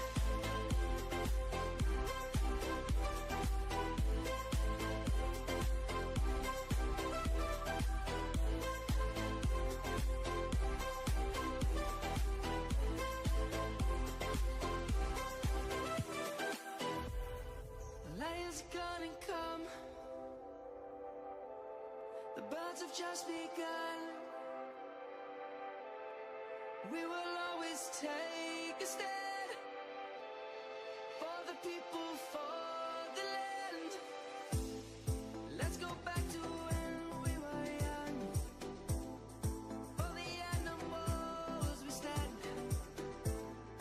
Let's go back to when trees were swung. Kids across the land. Savannah.